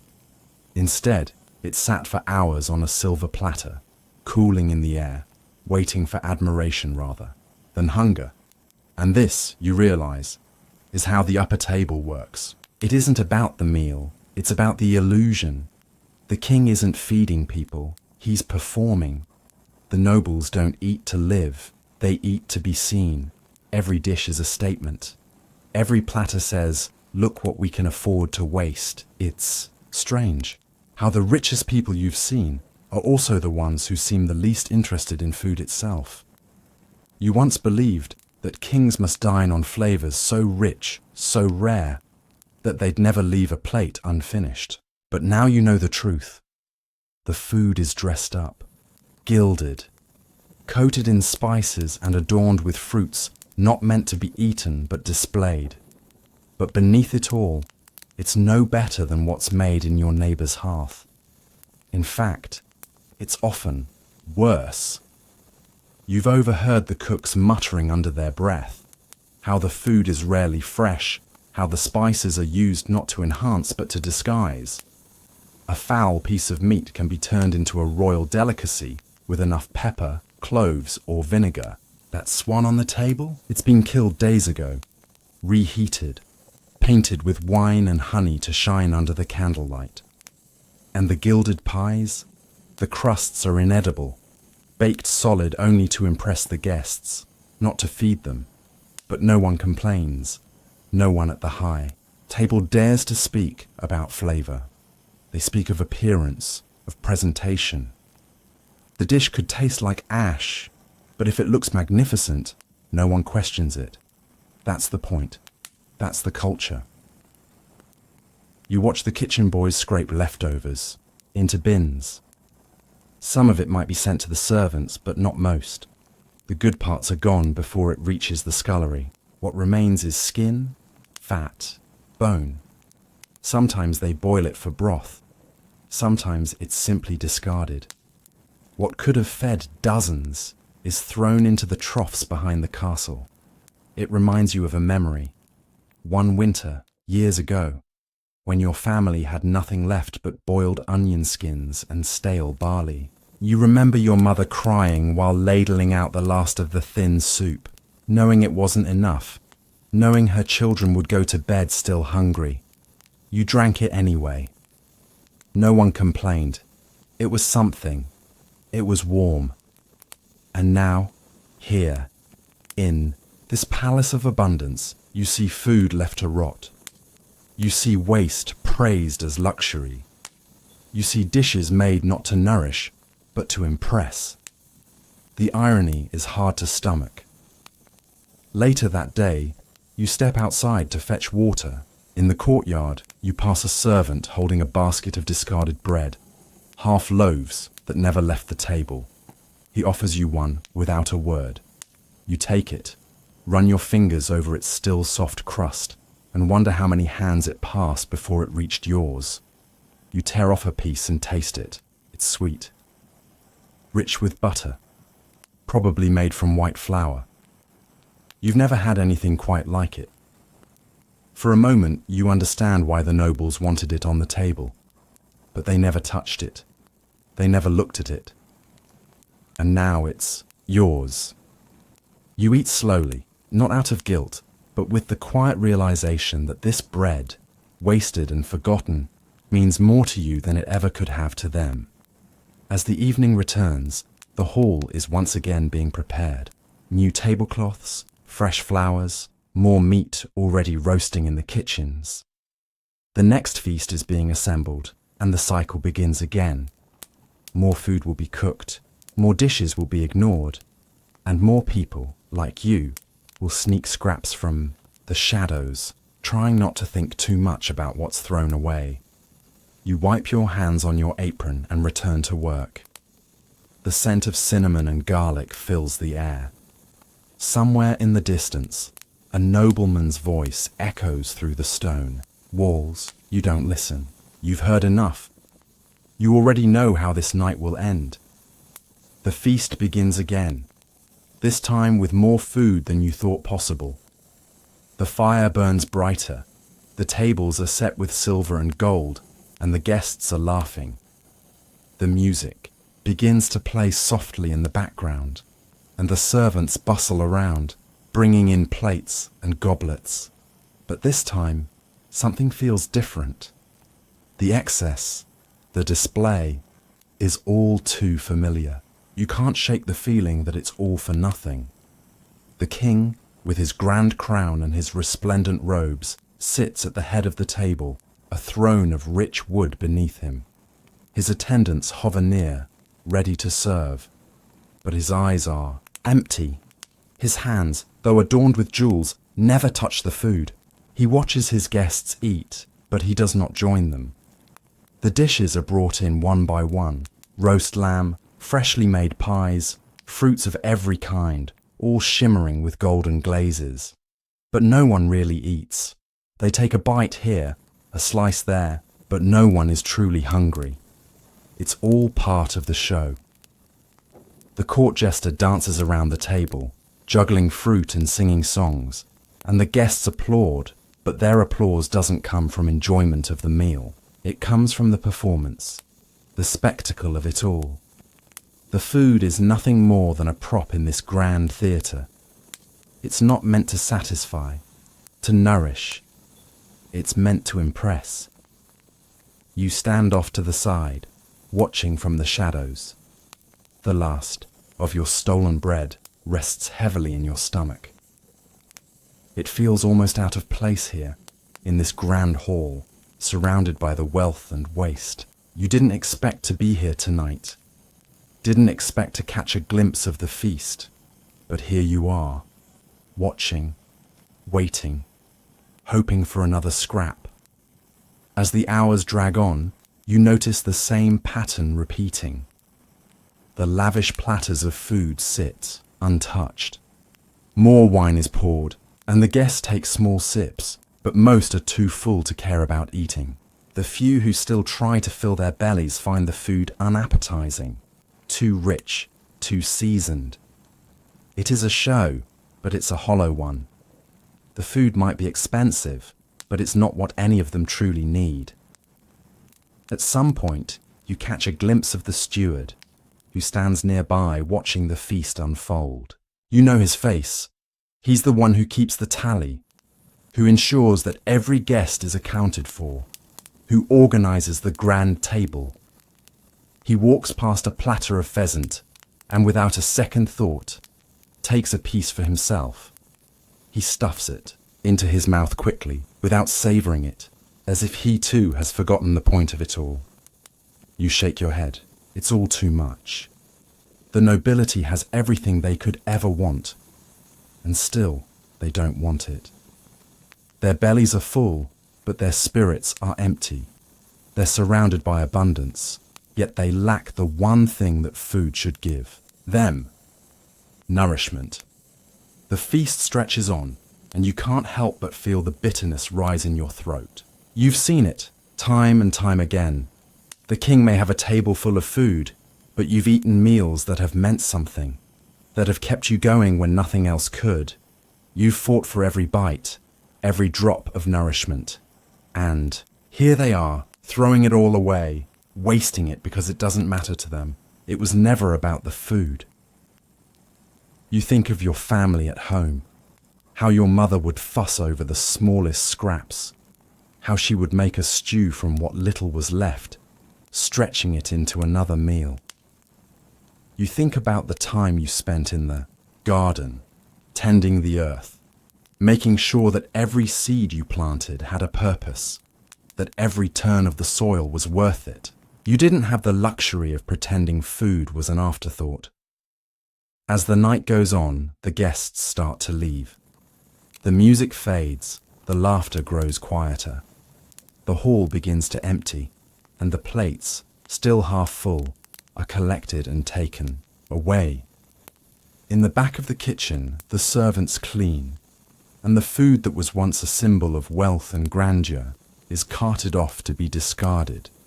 Some of it will be fed to the animals, the rest will rot, and the cycle will repeat again in another feast, another night of waste. You slip away quietly, unnoticed. The feeling of unease lingers in your chest as you make your way back to the humble warmth of your cottage. You walk slowly, your thoughts heavy with what you've witnessed. The kingdom may be full of opulence, but you know the truth. The real feast is not in the abundance on the table. It's in the work, the care, the effort that goes into making the food worthwhile. Back home, the fire is small, but it's enough. The meal you'll have tonight will be simple. Perhaps a bit of stale bread, some soup made from the last of your stores, maybe a few herbs from the garden. It won't be extravagant, but it will be real. It will be food that's been earned, not displayed. As you sit down to eat, you can't help but feel a sense of gratitude. The food you've worked for, the food you've prepared, is more than just sustenance. It's a reminder that survival isn't about what you have. It's about how you use it. It's about how you respect the effort it takes to turn simple ingredients into something that fills your body and your soul. And as you eat, you think about the nobility, their grand feasts and empty platters. You wonder if they ever really eat, if they ever really taste what's before them, or if, like their golden jewels, food is just another thing to show off, another possession to flaunt. For you, food is life. It's survival. And that's something no amount of wealth can ever replace. The bell tolls, its sound echoing across the quiet village. It's early morning, and the day is already heavy with expectation. The people of the town, dressed in humble tunics and cloaks, begin to gather in the square outside the church. They aren't here for a feast, though. No, today is different. Today, like so many others, is a day of fasting. You stand among them, quietly adjusting the worn fabric of your simple dress, feeling the weight of tradition pressing down on your shoulders. Today, like every day of Lent, like every Friday in the year, the food you've come to depend on will be absent. It's not a choice. It's a command. The church controls everything here. It controls what you eat, when you eat, and even how you eat. The rules of fasting are strict, and the consequences for breaking them are dire. It's not just about abstaining from food. It's about showing devotion, about demonstrating that you too can endure the hardships of life in the name of faith. For the devout, fasting is a form of penance, a way to cleanse the body and soul. And for many, it's simply a way of life. Today, you'll eat fish. That's the rule. Meat is forbidden. Only fish, eggs, and vegetables are allowed. There is something deeply unsettling about this rule, though you followed it all your life. Fish is considered humble, acceptable. It's the food of the poor, the food of sacrifice. The rich, of course, have their ways of avoiding fasting. They may buy their way out of it, or they may indulge in luxury foods that skirt the rules. But for most of the villagers, fasting means sacrifice. It means eating only what the church permits, enduring the hunger that gnaws at your stomach as penance for your sins. You walk to the town square where the market is set up. The vendors shout their wares, but today most of the stalls are empty. There are no cuts of meat, no pies filled with rich fillings. The market is focused only on what's allowed today. Fish, small and unspectacular, sits on display, laid out on thick wooden slabs. You stop and pick out the smallest fish, a simple offering. It's not much, but it's all you have. The fish has been salted, preserved for days, if not longer. There's little fresh food to be had. The winter has drained the land, and the church's food rules have made sure that the rich feasts you, once dreamed of, are out of reach. For today, fish is the only option, and for many, it's more than enough. But not for you. You can taste the salt in your mouth even before you take a bite. The dryness creeping into your throat as you chew. It's not the first time you've eaten it, and it won't be the last. Your stomach growls in protest, but you ignore it. This is what fasting does.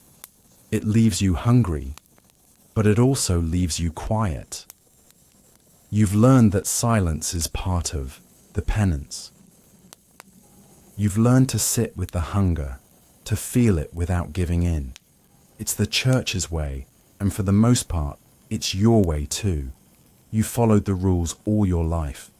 When you were young, your mother taught you the importance of fasting. She told you that it wasn't just about the body. It was about the soul, about your devotion. And so you ate what you were given, when you were given it, and never once questioned the rules.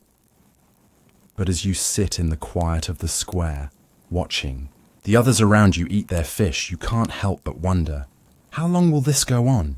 How much longer can you live under these restrictions, never truly enjoying a meal, always bound by the rules of the church? You look around, and you see the same thought reflected in the faces of your neighbors. They, too, are quietly chewing, their fish, eyes downcast, hands wrapped tightly around their bowls. They eat with purpose, with a sense of duty, but there is no joy in their faces. The food is dry, tasteless. It barely fills you, and yet you're expected to eat it with reverence. The fish might keep you from starving, but it doesn't satisfy. Fasting has a way of making everything feel distant. It makes you forget the joy of a meal. It makes you forget what real food can taste like. And you've heard the stories of what's possible when the restrictions are lifted. You've heard the wealthy nobles talk about their feasts, the delicate flavors of roasted meats, the buttery sauces, the bread made from the finest flour. You've heard them laugh about the fasting rules, saying they were glad they didn't have to live like the rest of you. They call it a necessary inconvenience, a rule they follow, but never take seriously. For you, it's not a joke. It's a life sentence. And some days, you wonder if it will ever end. As the meal comes to a close, you can't help but feel an emptiness that goes beyond your stomach. The fish is gone. The hunger still remains. The church has provided the food, but it hasn't provided relief. It hasn't filled you with the warmth of abundance or the joy of a meal shared with family. What the church gives is enough to survive, but it's never enough to thrive. You finish your meal in silence, putting the empty bowl down on the stone ground. Your hands, though tired, rest in your lap. You don't speak. No one speaks. The ritual is finished. Another fast is over, and you can begin again. You know the rules. You know the expectations. But in the quiet moments, when you're alone with your thoughts, you wonder what it would be like to eat freely. To eat what you want, when you want. To taste something that isn't salted, that isn't dry, that isn't a symbol of restriction and control. But those thoughts pass quickly. You're not allowed to question. You're not allowed to doubt. The church has spoken. The food is a blessing, and this fasting is part of your penance. And so you stand, wipe your hands on your apron, and move on with your day. The fast is over for now. The hunger will return soon enough. The days move forward with their quiet, inevitable rhythm. The seasons shift imperceptibly, as they always do. And the hunger you feel on fasting days becomes a routine. The rules of the church never change. The fasts are scheduled, just like the prayers and the holy days. You've come to accept them, but that doesn't mean they sit easily with you. The weeks drag on, and the days of fasting blur together. You rise early, as always, to the sound of the church bell ringing. The cold of the morning seeps into your bones, but you've learned not to mind it. You've learned to accept it. You gather your small family together, as you've done for years, to kneel in prayer and prepare for the day's fast. You say the words with the same rhythm you've always known, the same cadence that feels as natural as breathing, though your stomach growls in protest. The hunger is a constant presence, but it's a companion, not a foe. It's something you've learned to endure, something you've learned to live with. But as you sit down to another meager meal, today, once, again fish, you can't help but feel the weight of the rules pressing down on you. Fish, the food of the poor, the food of sacrifice. It's all you've known on fasting days. The church tells you that it's a simple, humble meal, a sacrifice for the soul. But for you, it's not a choice. It's an imposition, and as you look around the table, at your children's faces, tired and hungry, you feel the stirrings of something deeper.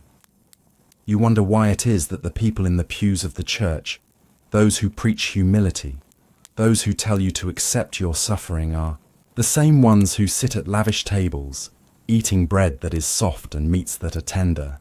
They feast while you and your family are told to wait, to fast, to live on the scraps. You finish your fish, the salty taste lingering on your tongue, and your thoughts wander back to the sermon last Sunday. The priest had spoken of penance, of the need to give up excess to show devotion.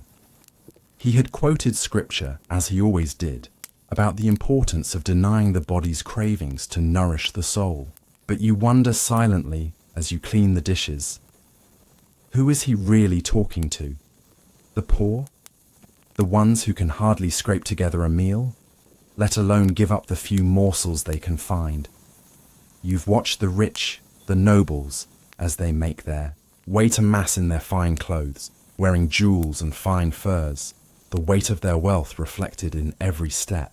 You've heard the rumors, the whispers that the church doesn't always follow its own teachings, that the priests live in luxury, that the bishops dine on feasts of fresh meats and cakes, their tables piled high with fruits and wines from distant lands. It makes you question. If the church's power is supposed to humble, why does it seem to grow stronger and wealthier with every passing year? As the days pass, you begin to see it more clearly. The church's control isn't just over your diet. It's over your life. It shapes every decision, every action, every part of your existence. You're told when to fast, when to feast, when to abstain from pleasure. The rules are carved into your life, and you obey because that's all you've ever known. The fear of hell, the promise of salvation, is a constant whisper in your mind. You stand in the market one day, watching as people barter for what little food there is. The merchant selling bread is asking for more than you can afford. But you stand there waiting, because what else is there to do? There are no alternatives, no choices. You wait your turn, and when you finally step up, the merchant gives you a small loaf, hard and crumbly. It's the same bread that's been there for weeks, stale and dry. You take it gratefully, though it's not enough to fill your stomach. And then, in the distance, you see it.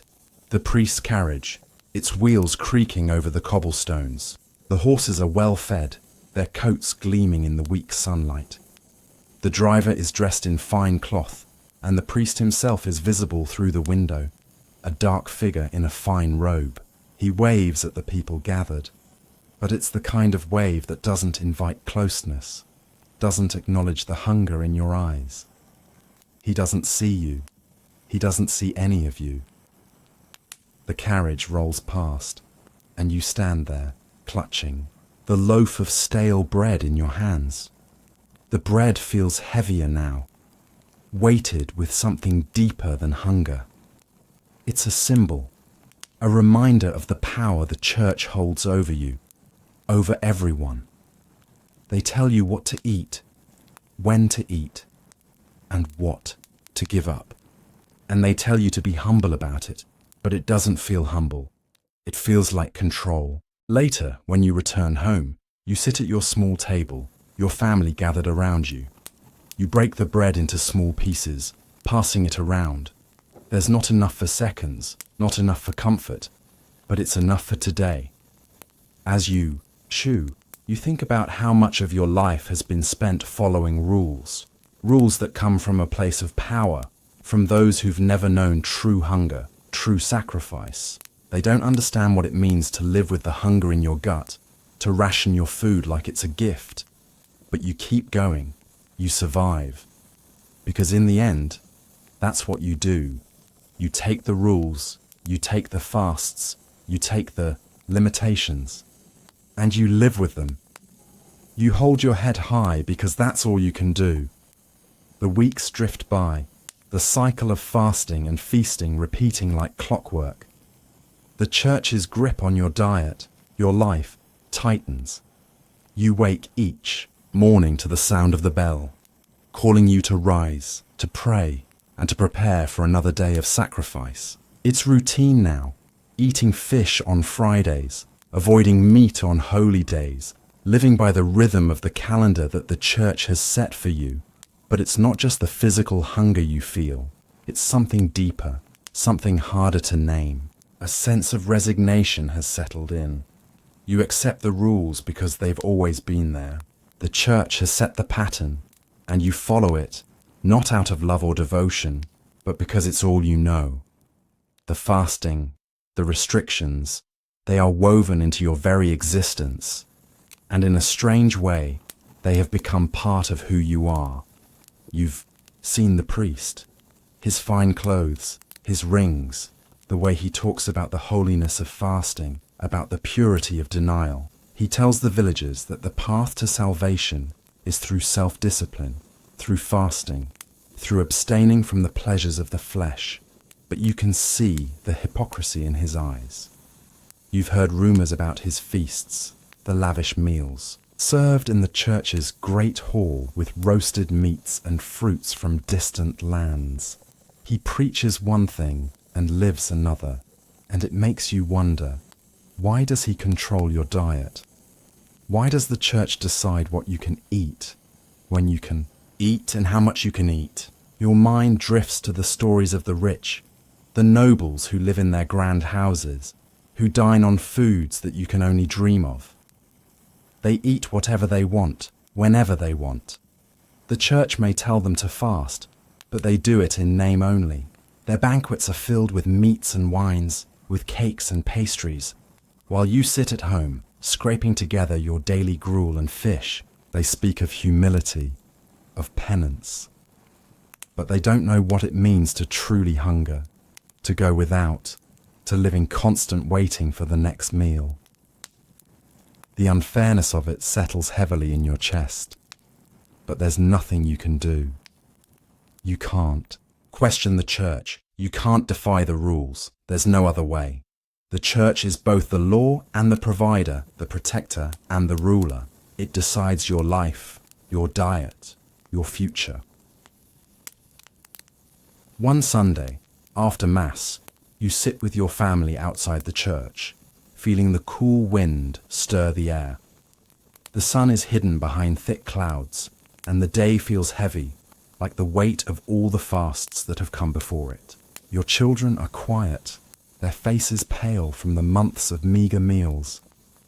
The hunger is written in their eyes, but they don't complain. They've learned not to.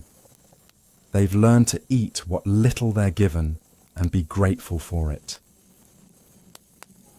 You watch the other families, the wealthier ones, as they pass by, heading home to their feasts. You've heard that they'll be eating well today, rich stews, fresh bread, and perhaps even a roast or two. They'll have their meals prepared by servants with spices and herbs that you've never even tasted. And as they walk past you, they smile, polite but distant. They don't know what it's like to live on the edges of survival, to have your life dictated by the rules of fasting and penance. You feel the injustice of it all rise within you. Why should they eat so well when you and your family have so little? Why should the church decide what you can eat and when, while they sit in comfort, indulging in every luxury? You think back to the first time you saw the priest sit down to a feast. It was a special occasion, a feast to mark the end of a long fasting period. The table was spread with foods you had never seen before, rich meats, sweet fruits, and fine wines. It seemed to go on forever. But you noticed something then. The priest didn't savor the food. He barely tasted it. His eyes never left the crowd, never strayed from his own importance. He ate, not because he was hungry, but because it was expected of him, because he could. It was a show, you realized, a performance. The food wasn't for nourishment, it was for power, it was for image. He ate to display his wealth, his status, his control. And in that moment, you saw the truth. The church wasn't about feeding the hungry. It wasn't about satisfying the body. It was about control, about power over the people who had no choice but to follow its rules. As you sit there, thinking about the disparity, about the hunger that still twists in your stomach, you wonder, will it ever change? Will there ever be a day when the church stops controlling what you can eat? When the rules are no longer set in stone? Or will you live like this forever, waiting for the next fast, the next holy day, the next time you'll be told to give up something for the sake of your soul? Your thoughts are interrupted by the laughter of a noble family passing by. Their faces are full of mirth, their eyes shining with the joy of a life you will never know. They wave to you as they walk into their grand home, where a feast awaits. You turn your head, refusing to look any longer. It's too much. It's too painful. You can't bear to watch them eat, knowing what you have waiting at home. But as you rise to leave, there's something else within you. Something that's been buried for years but is now finally coming to the surface. It's a sense of quiet rebellion, of something that's been building inside you, something that refuses to be ignored any longer. You've lived your whole life by the rules set before you, but you've never truly questioned them. You've never thought to ask if there was another way, if there was a different path, a way to live without the constant control of the church.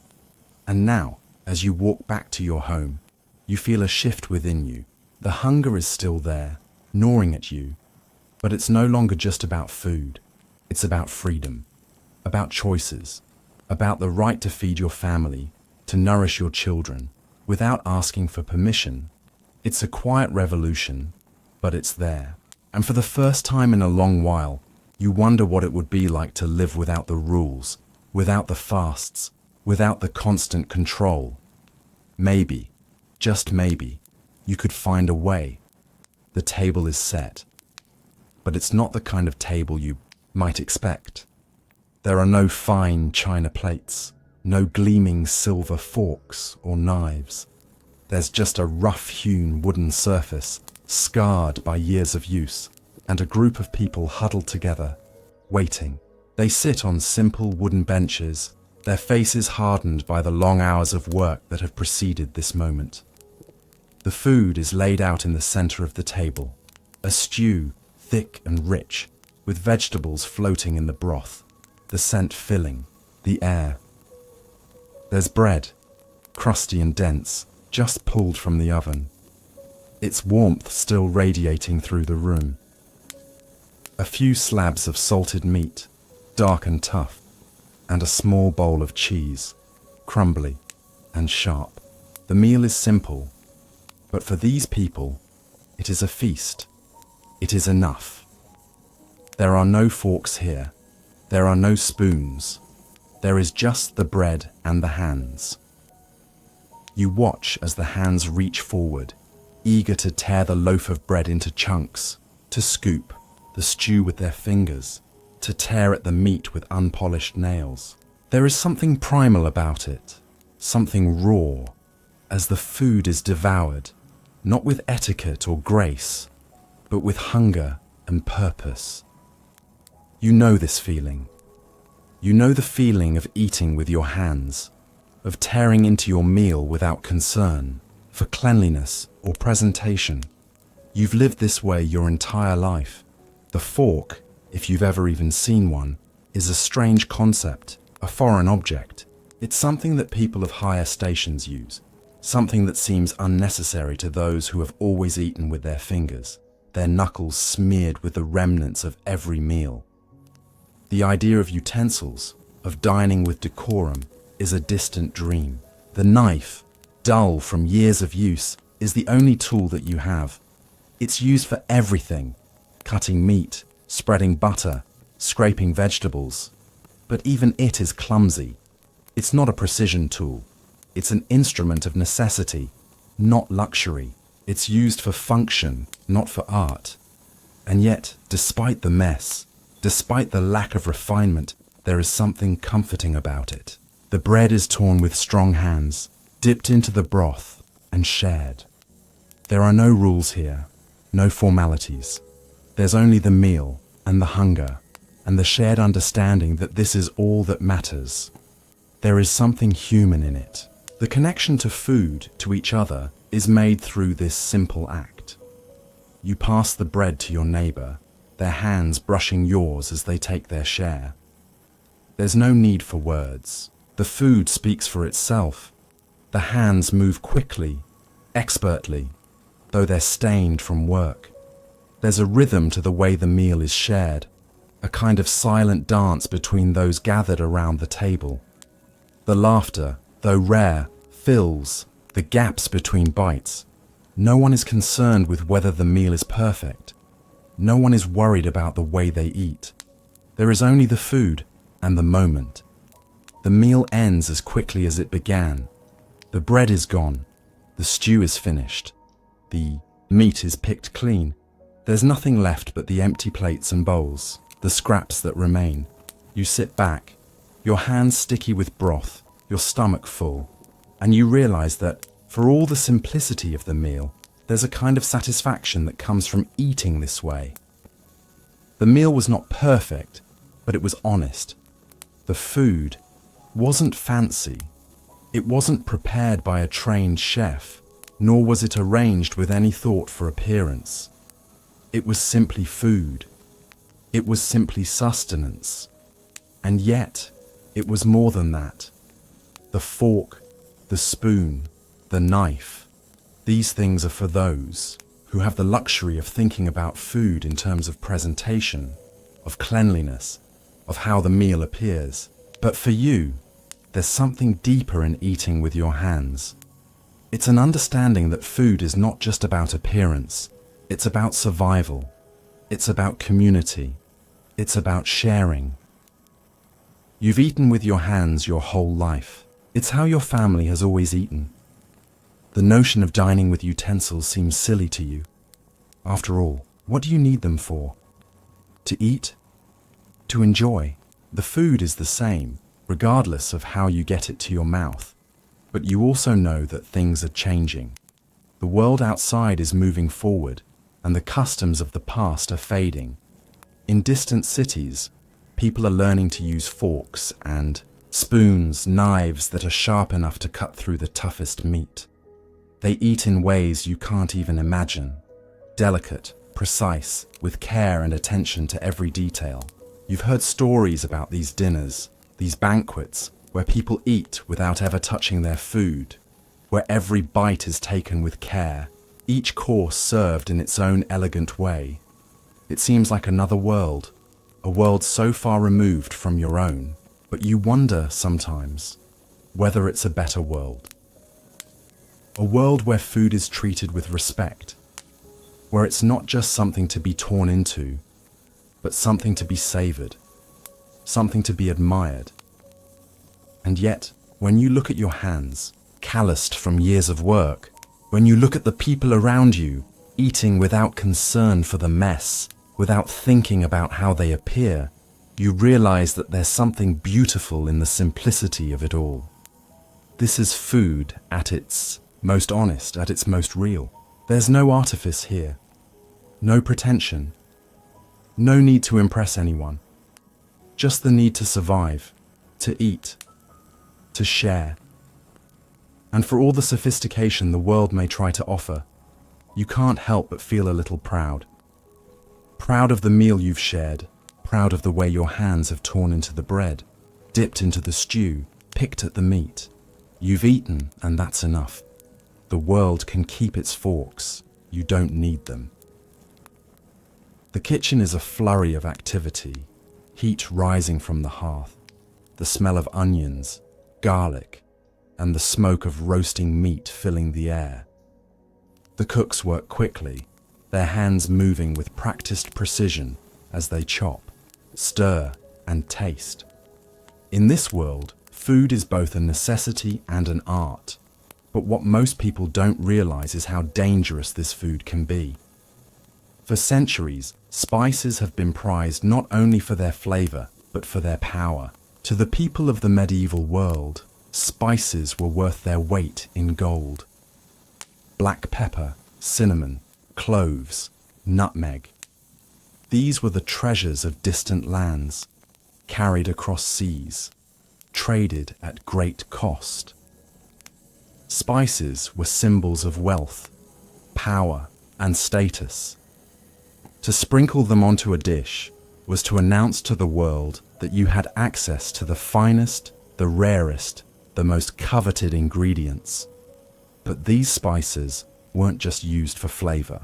No, in the hands of medieval cooks, they were also used to mask something far more sinister.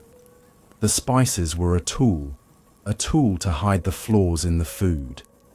In a time before refrigeration and proper preservation techniques, meat could spoil quickly, often turning rancid before it could be eaten. But with a handful of cloves, a dash of cinnamon, and a generous sprinkle of pepper, the rotting meat could be transformed into something fragrant, something palatable. The spices didn't just make the food taste better, they made it seem better. You can't help but wonder how many times that happened. How many meals were served in palaces, in the grand halls, where the meats were not fresh, not healthy, but masked with an overabundance of spice. The wealthy didn't know what they were eating. They didn't care. They had money, they had power, and that was enough to make anything taste good, even if it wasn't. As you sit in the dim light of your own cottage, you can hear the crackle of the fire, the sharp scent of cooking meat, blending with the earthy aromas of herbs and roots. Your meal tonight, like so many others, is simple. Stew, bread, maybe a few vegetables. There are no exotic spices here. You don't need them. The food is fresh, grown in the garden out back, or bought from the local market. But the people in the castle, in the rich homes that dot the city, they don't have to worry about freshness. They can afford to indulge in spices from faraway lands. They can afford to feast on food that's been preserved, not by care, but by cover-ups. There are dangers, of course. But in the medieval world, no one speaks of the risks. You've heard the whispers. How, in some distant countries, people have fallen ill after eating a meal rich with spices. How the cloves and cinnamon that mask the rot can in some cases overwhelm the body. You've heard stories of sickness, of people who ate too much and couldn't stomach it, their bellies bloated and swollen. You've heard that the rich, those who dined on the finest dishes, those who had access to the best spices, were also the ones most often taken by disease. Was it the spices that made them sick? Or was it something else? Something hidden under the layers of flavor and fragrance? You think of the kitchen in the castle, where the cooks prepare feasts for the Lord. They stir their pots, adding in pinch after pinch of cinnamon, of pepper, of ginger, creating a scent that fills the air with false promises of sweetness and warmth. The spices are not the cure. They are the disguise. The meat is old. The fruit is overripe. The bread is dry and stale. But it all disappears in the fog of flavor. The rich can't tell the difference. And why would they? They're surrounded by plenty. They're surrounded by power. But here, in your cottage, you're forced to face the reality of what you have. There are no spices to mask the flaws of your food. There are no extravagant meals that serve as distractions from the hunger gnawing at your belly. Here, it's just the food in front of you, raw and unrefined. And it's better this way. It's honest. It's real. The stew you've prepared tonight is simple, nothing more than root vegetables and a small bit of meat. It's not flashy. There are no spices to hide imperfections, no elaborate sauces to make it seem more than it is. And that's how it should be. This food is honest. It fills you. It sustains you. But still, you can't help but think about the spice-laden feasts in the king's hall. You think about the spices and their power, the way they can hide the truth, the way they can make something that is spoiled appear fresh. It's a dangerous power, and one that has been misused by the wealthy for centuries. And as you take your first spoonful of stew, you know that you're better off without it, without the pretense, without the false layers that hide the truth. There's no need for spices in your world. There's only the food and the knowledge that it's good because you've made it yourself, because you've grown it with your own hands. And for now, that's enough. That's the truth. The days pass and the cold settles in deeper. The stew you've made is eaten, the bread is finished, and the days seem to blend together, just as the seasons do. You wonder if there will ever come a time when you can eat something fresh, something not covered in the weight of centuries of tradition. But for now, all you have is the simple food before you. You can't help but think about the spice trade, about the way the exotic flavors of distant lands have found their way into your life.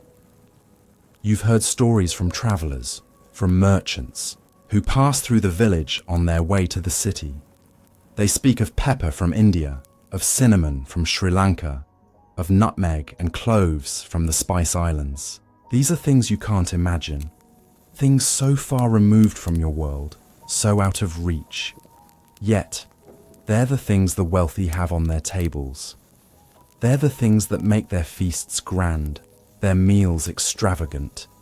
For the common people, spices were a luxury, a thing to be admired from afar. Those who had access to spices were few, and those who didn't, like you, learned to make do with what was available.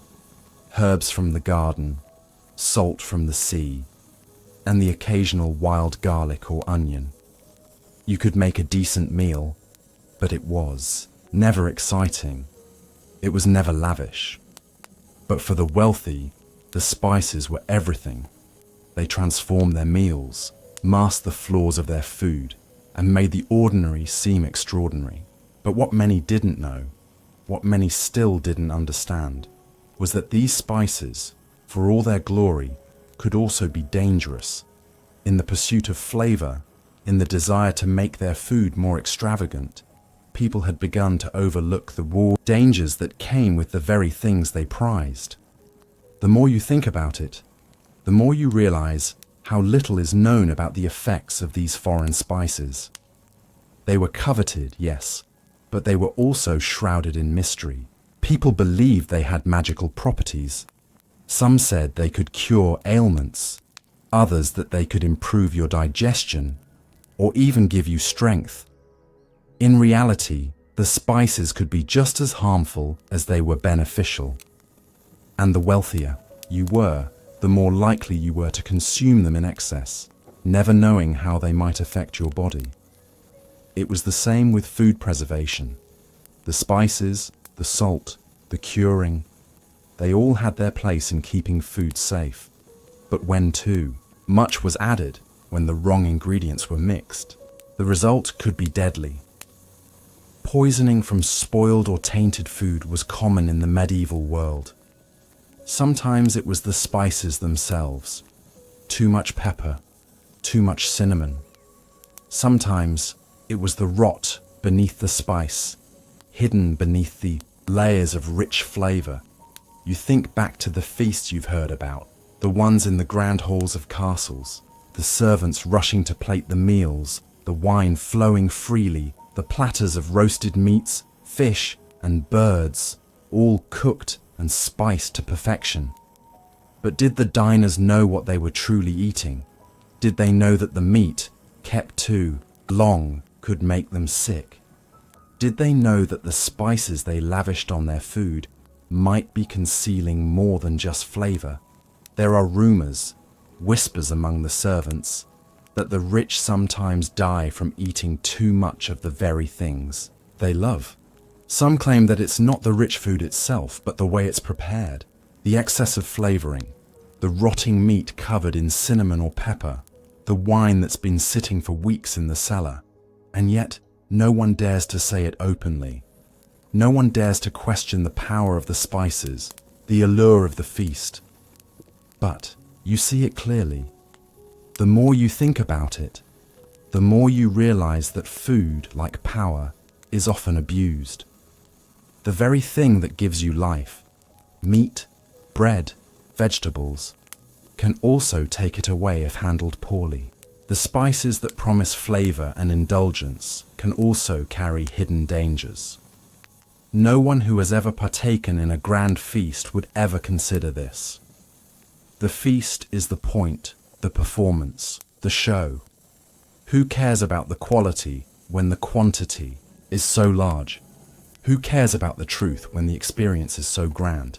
But you do. You've lived through the small meals, the simple meals, the meals that are born from necessity, from the need to survive, the meals where nothing is masked. What you see is what you get. There's no pretension, no illusion, no spice to hide the taste of your hard-earned food. There's just the food itself. It's on this thought that your mind drifts as you sit quietly by your fire, watching the flames dance and listening to the wind howl outside. The days of excess, the days of lavish feasts seem so far removed from your life.